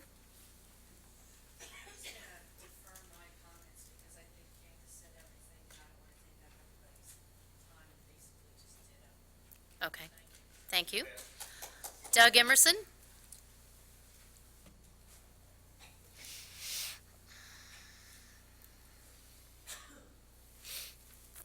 Evening, Doug. How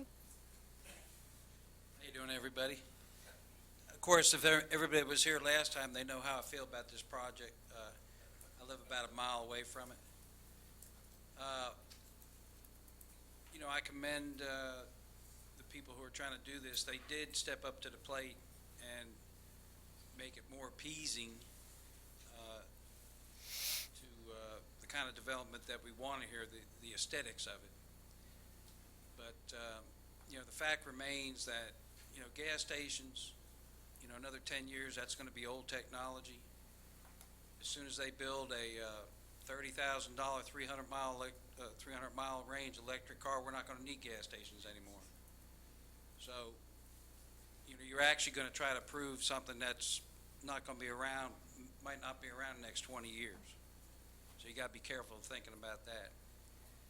But one thing, a concern I do have is if the restaurant goes out of business, you know, they say, okay, it's not working out. What are they allowed to put back in there? Can they go ahead and say, okay, the restaurant's not working, we've got our zoning here, we can go ahead and put the auto shop back in? So that's a question that we might want answered. Can we have Mr. Rice address that really quickly? This is a conditional zoning. This is a permit. conditional zoning, and unless the board and the applicant agree to put a note on the plan that says any use in the C3 would be allowed, it would only be those uses that would be approved specific to this plan. So that would be the only way they would be able to do something like that. And what's in the plan currently is just restaurant? It's just the restaurant, the retail building, and the car wash convenience store. Okay, I appreciate it, but. So it's very specific. Yeah, one further comment. I mean, the process, the whole process that I've been watching is just totally insane. I mean, I don't know how it gets like this to where, you know, these traffic reports aren't in before the development, all this. I mean, it's just crazy that we start building these places with this high growth. Everybody wants to come here, but it's like nobody's steering the bus. I don't know if that makes any sense. So maybe we do need to step back and wait and see what we really want. I mean, I've heard some crazy stuff like with Miss Diller's having over there by her place over there with those apartments. I mean, on that last UDO, whatever you call it, I mean, I was told everybody just looked at the pictures, but they didn't read what was in what the Lawrence Group told us. I mean, those pictures are really nice, but that's not what they're building. So we just need to find out what's going on.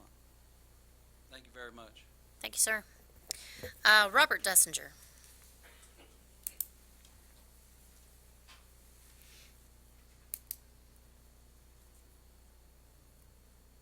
Robert Dussinger, 8505 Whitehall Hill Road, Curitan Subdivision. First of all, I'd like to thank Commissioner Fitzgerald and his proposal to preserve the historic buildings in Waxhaw. Thank you very much, sir. I am actually very pro-development. However, it's development which benefits the community as a whole. My major problem with this proposal is this. We're talking about a site where somebody's going to drive in, gas and wash their cars, grab a cup of coffee, then drive over to Ballantyne or Wesley Chapel to do their shopping. What this town really needs is not more convenience stores or places you can get a cup of coffee or gas. We need merchants where people can buy their shoes, their clothes, their TV sets, their toasters, and this is what is lacking in this community. Now, if you look at the demographics, we have a young population growing younger. We have a very highly educated population, and best of all, we have a population with above average per capita and community or household income. The problem is, where's all this money going? Is it being spent here in Waxhaw? For the most part, no. What we need is a good mixed mercantile plant right here in Waxhaw. I think the opportunity's here. I think we need better regional planning. I agree with Ms. Diller that planning should be a lot more refined than what it is today. And like I promised, it's going to be short, and that's about all I have to say. Thank you very much for your attention. Thank you, sir. Gay Diller. You didn't mean to sign up on this one? Okay. Rita Brunson. Is Rita here? Rita Brunson? Hi. Did you want to speak on this?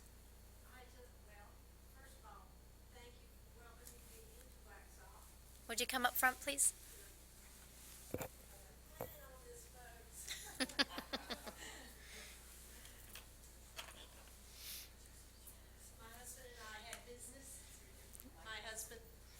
My husband and I have had a business in town for a long time.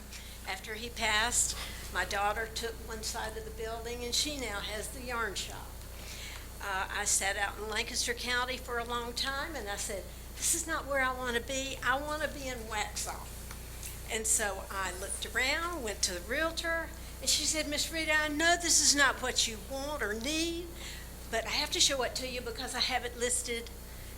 And I saw the picture of this old house over there across the street from Gay, built in 1916, I think, the original pine floors, fell in love with it.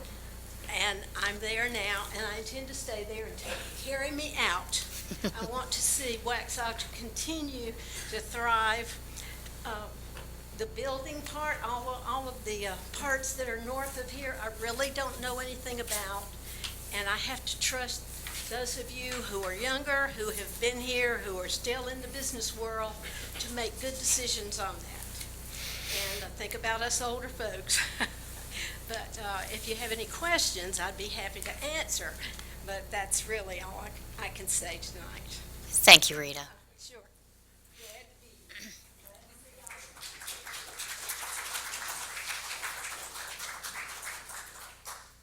Okay, we had a couple of folks who scratched their names out on this, but is there anyone else who wanted to speak on this project? Well, go ahead and come up, Pat. Changed your mind.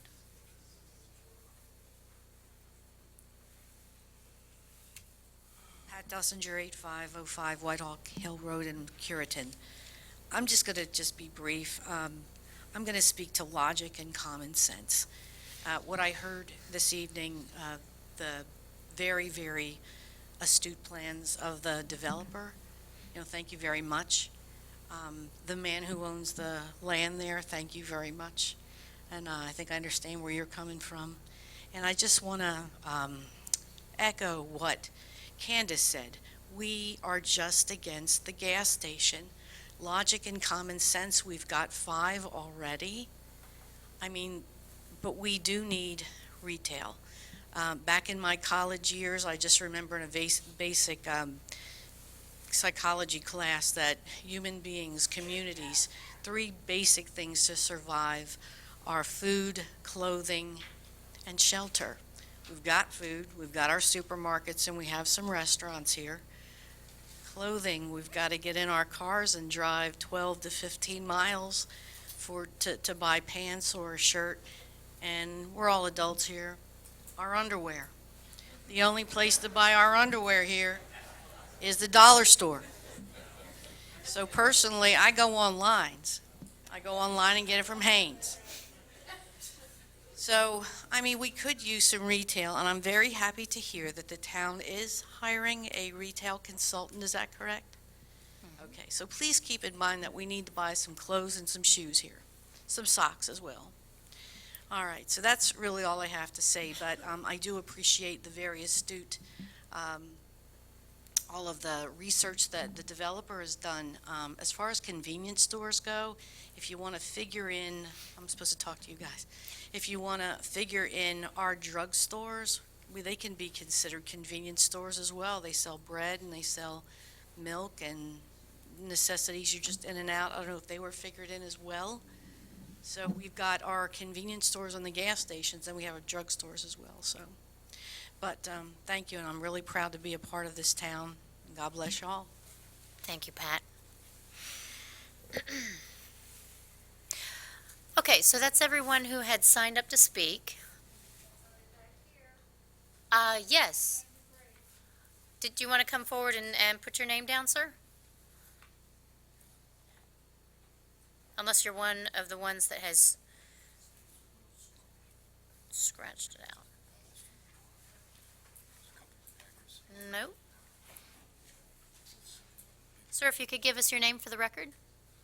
My name is William Strong, and I live on Arsdale Road in Curitan, and I thank you for giving me this opportunity since I didn't get on your list when I arrived. Okay. My question is for these gentlemen who have come to describe the project, and I'm just curious about the restaurant. We have already several fast food drive-by window restaurants on Providence Road. And what I'd like to ask you is the restaurant that's being considered in your plan another one of those, or is it truly more exclusive in the sense that it is only a sit-down restaurant inside with no drive-by window? There is no drive-up window, drive-through window on the plans. And perhaps you all can speak more to the intent? Yeah. Okay. I'm sorry, I didn't hear the answer. He has a couple of things that he is going to respond to after you're finished, and he will address that as well. Okay? Thank you, sir. Mr. Ross? Also, Dennis Moser is here. Perhaps he can address some of the more specific owner-related questions.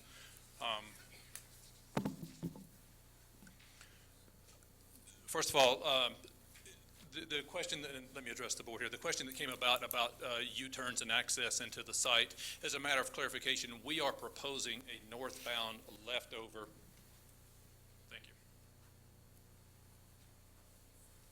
We are proposing a northbound leftover off Providence Road into the center of the site, and that is what has dictated most of our roadway improvements that DOT, we met with, again, early in the process and what had been defined by DOT. So anybody driving northbound on Providence Road can make a left turn into the site, southbound on Providence Road can make a right turn into the site, and there will be rear access off of Kensington, and also access connecting through to the church property to our west.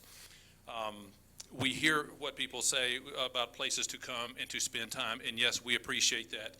Yes, we are proposing a sit-down restaurant. I don't believe there is a restaurant company that is under contract at this moment in time. I would point out that the more time spent on the site will be on the two parcels to the north. This is the retail site. This is the restaurant site. The more quick in and out pieces to the site are indeed on the southern portion of the site, which are adjacent to the bank with the drive-through, which is adjacent to the south portion of our site. So I feel like across from a restaurant with a drive-through, across from an existing convenience store, beside a bank with a drive-through, other restaurants in the area with drive-through, I think this use is fairly consistent with the quick in and out that is already established in the area. And then as we get further away from the center of the intersection, the more sit down or the longer term businesses are in place to the northern portion of our site. So I do appreciate that comment. I think it's adequately addressed within this site plan. And the entire site will be accessible through the road to the rear of the property. That is correct. Between that and the church site. Yes, there will be access from Kensington into the back of the site, and actually providing for future connectivity to the north, as well as a point of access. This drive would go straight in and make access into the church, and that actually was a very delayed conversation. That's some of the reason why we are here today. It took time, literally decision by committee, and dealing with our friends to the west, but we appreciate all of their efforts in that process. I'll just point out one more quick thing, and then I'll pass this over to Mr. Moser. In the gap analysis that is provided, drugstores have their very own slot, so they're a unique entity within that gap analysis. So the numbers here are specific to a convenience store, but if you look in that report, you'll see that the convenience stores are actually a little overserved in this area. Obviously, we have two right here on the corner. So. Okay, if you could just use one of those mics, I'm hearing from our staff that you're getting some this okay? feedback. Yeah. I'm Dennis Moser with the Moser Group and representing the development team. Thank you guys for allowing us to open up the meeting. And I've been in the commercial real estate business here in Union County for 26 years. And I'd just like to say, you guys have done an amazing job with hiring Warren and Chris, and I'd like to thank you for the opportunity to work with that quality of folks, and also the residents here, Candace, and the different folks that have came out. This is the way it should be. It's okay to disagree and then to try to come together. I apologize for the confusion on the public meeting, and we knew your stance on the convenience store, and we knew our position on what the gap analysis says and the facts. And I just wanted to add one other point about that with the convenience stores. The money where you guys buy your gas and the tax and all of that and where it goes to support your roads here. If you get on Kensington and go down how many ever miles to 521, we kept hearing from every convenience store developer that, hey, we're going to locate on 521 because the residents are going to drive down there and save 30 cents. I thought that in having this convenience store here, you could support your own town, your own roads, your own state, and all of that. It's just a point that I wanted to point out. Also, too, on the aesthetics of the property, I wanted to point out that, we are trying to match, and to spend a great deal in trying to match, the panache of the downtown, the look of what you've got here, and we respect a great deal what you guys want, and even trying to match the bridge and, in the courtyard. The last thing I want to say is I'd like to point out that, and Mr. Davis may not appreciate this, but Mr. Davis is the 2015 recipient of the honor of the longleaf pine for the state of North Carolina. I don't know how many residents have ever received that from Union County and/or much less Waxhaw, but he is the 2015 recipient for the state of North Carolina. It's the highest honor that a citizen of our state can receive. And Mr. Davis, I'd just like to congratulate you on that. That's a huge, huge honor for a resident.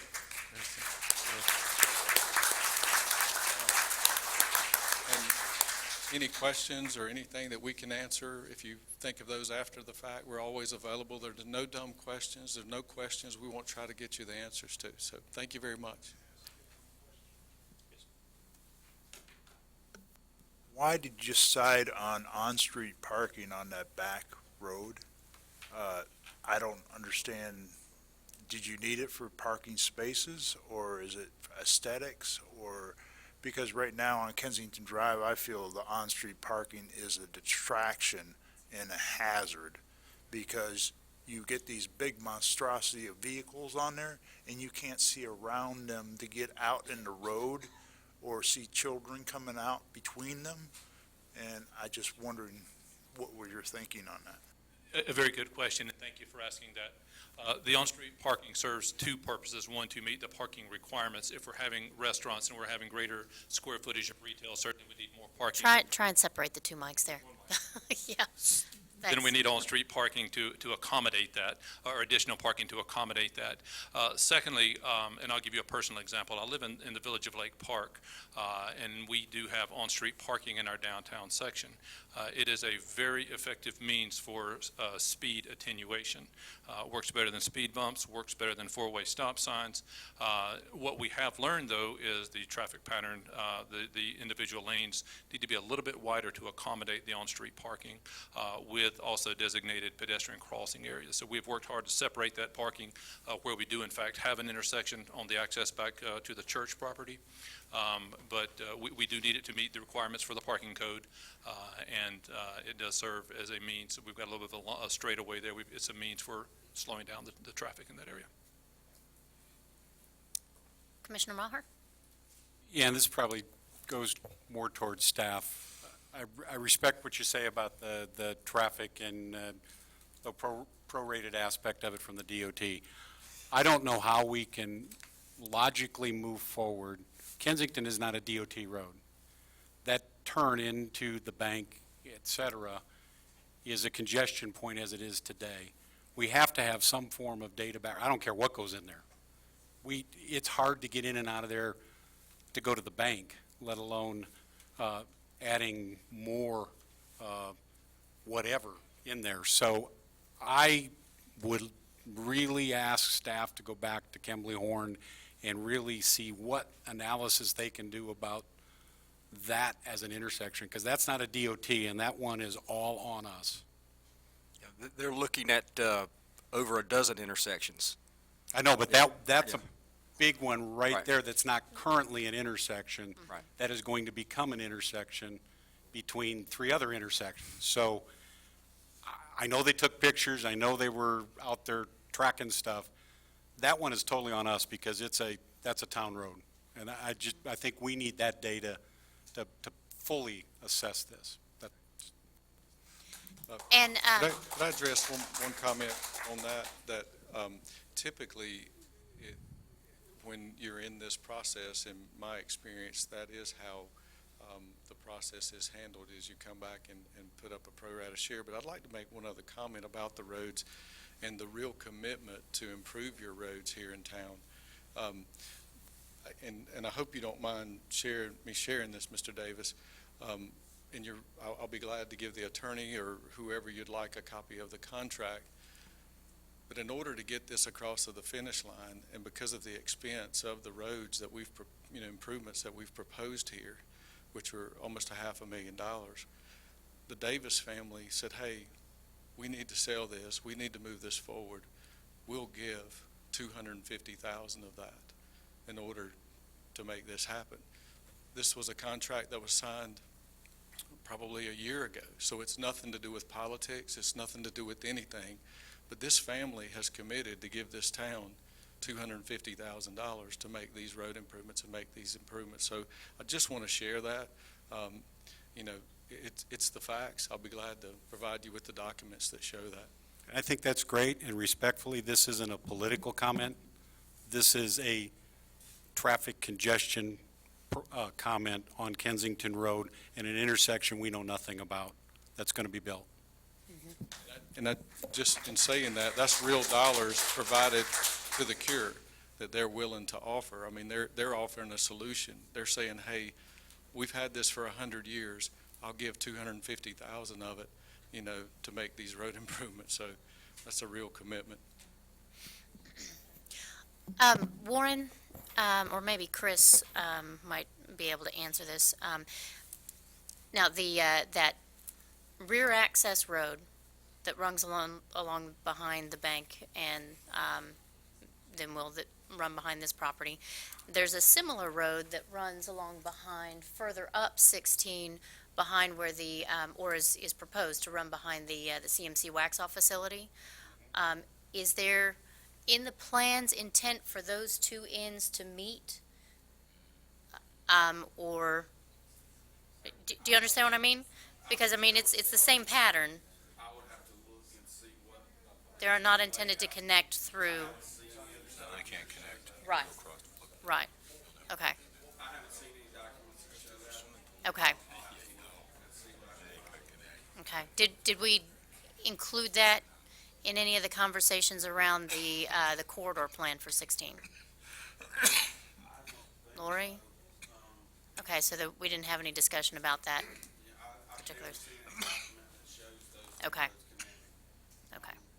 The only comment that we made is one that is required by UDO is that we have, future connectivity, and that's why Right. we're gonna put that stuff to the undeveloped county property. But with regard to the road behind the hospital, I'm not sure. Okay. But I'll Okay, yeah. See what you can find Mayor, out. I would like to make one other comment, and that's a great point that you're making. We're willing to live with whatever your consultant that you hired says for us to do. I mean, if it's 100% based on their opinion, their conclusion, we're willing to live with whatever they say our portion is and what the situation is. So your consultant, 100% his decision on the plans, we'll live with it. That's what we'll do. Commissioner Hunt, did you have something? Yes, ma'am, thank you. Actually, it's directed towards Chris. So the question was asked earlier, was this taken back to the planning board? And your answer was no. At what point would it have to go back to the planning board? After speaking with, the town attorney, it was determined that because this was not an adverse. Thank you. We'll get this Thank right you. eventually. After speaking with, Mr. Spencer, the town attorney, had this been an adverse change, meaning more, Controversial? intense, than taking it down a notch like they've done by removing the one building, then it probably would have had to have gone back.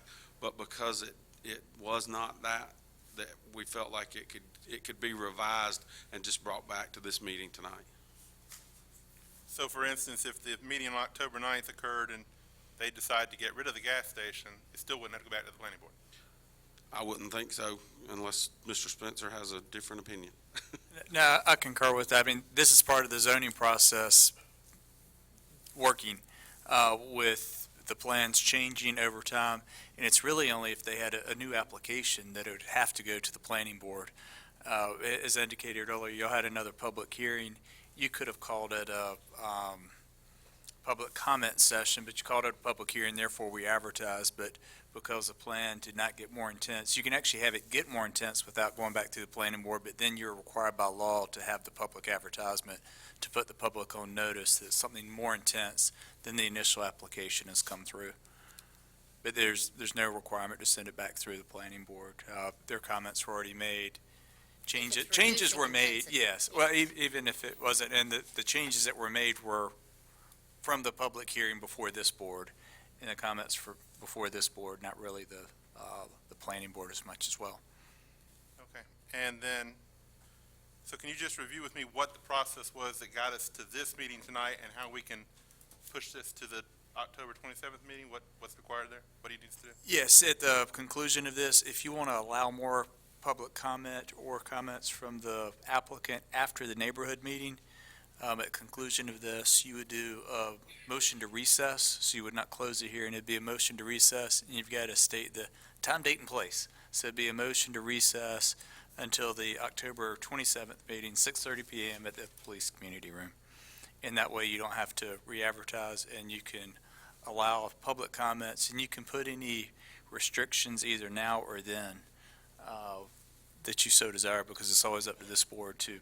A lot of communities will only let public comments for a few minutes, and y'all have been very gracious and to the citizens. But you can, if you want to limit it, you can do that now or at the time, or you can just open it back up. Thank you. Was that it? Commissioner Fitzgerald? Back to Chaplain again. Mhm. So if we recess in the next meeting, can we make a decision in that meeting, or do we have to make it to the next meeting? No. And then it has to go to the new board? No, you can make it at the next meeting, and normally this would flow onto the next agenda, but you could also just instruct the town clerk to make sure it is on the next agenda. And you can make a decision at that meeting. Even if it's on the agenda, you don't have to vote on it, but you do need it on the agenda, or you should, if you're going to vote on it, because that's. It's more transparent if it's already on the agenda. Yeah, you can amend your agenda in accordance with North Carolina law, but it's at a regular meeting, but it's always best, especially for large items, to have it on the agenda. But you can have it on there and still have your vote to meet the election deadline. Okay. Commissioner Maher, did you have something else? Commissioner Warner, anything? Yes, I'd like Yes. to make a motion, please. Okay. So, in reviewing the letter that was, the email, that was emailed to the town manager, the board, various members of the community, Mr. Finnis, I'm looking down through here, Mr. Paget, Mr. Quint, various members. It noted that there is a meeting scheduled for October the 19th at 6:30 PM at the Curitan Clubhouse.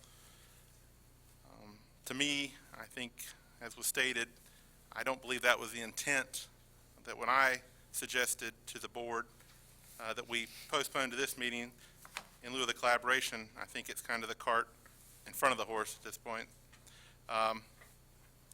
Also, it mentions in here, in light of the timing of the election and upcoming holidays, which to me, they kind of scheduled in the same time this year as they did last year. I don't think that's a factor in us determining to get this right. So I don't really take that into account. But my motion is that we recess this meeting until October the 27th. Recess the hearing. Correction, thank you. Recess this hearing until October the 27th, after the October 19th meeting, and we allow, again, citizen input from what they've derived and learned and come to on the October 19th meeting. And at that time also, we instruct the clerk that there could be possible action taken by this board on October 27th in relation to this application. So the Time, date, and place of right. October the 27th, 6:30 PM at the Waxhaw PD Community Room. Okay. All right. So we have a motion on the table. Do we have any discussion? If there's no discussion, I'll call for the vote. All those in favor, please say aye. Aye. Motion's unanimous. Very good. Okay, so folks, we'll see you back here on the 27th at 6:30. We do have one more item of business if you want to stay around and hear a presentation on the Carolina Thread Trail. That'll be our only item of new business tonight. If not, we'll see you in a couple of weeks. Well, Natalie's begging me to push on through because the person speaking's got to travel after we, I'm sorry. Shouldn't take long, All right. though. Thank you. It'll be quick, and we have nothing for closed session. No.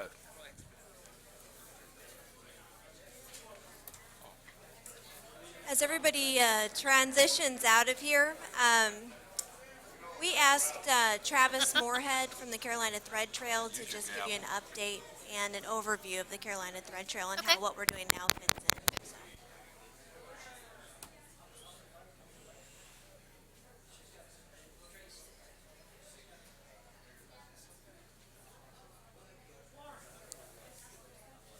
Who's got the presentation? While you're waiting, just so everybody knows, the Cubs won. Can you get her presentation up? The presentation? She's got it, never mind.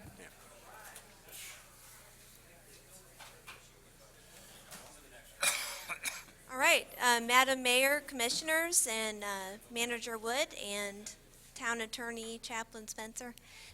Without further ado, I would like to introduce Travis Moorhead of the Carolina Thread Trail and Catawba Lands Conservancy. Travis has been probably the largest resource to us, the town of Waxhaw, in working on past and present Carolina Thread Trail projects. And he's here today to talk to you about the Carolina Thread Trail in general, as well as a little bit about our current project. So here's Travis.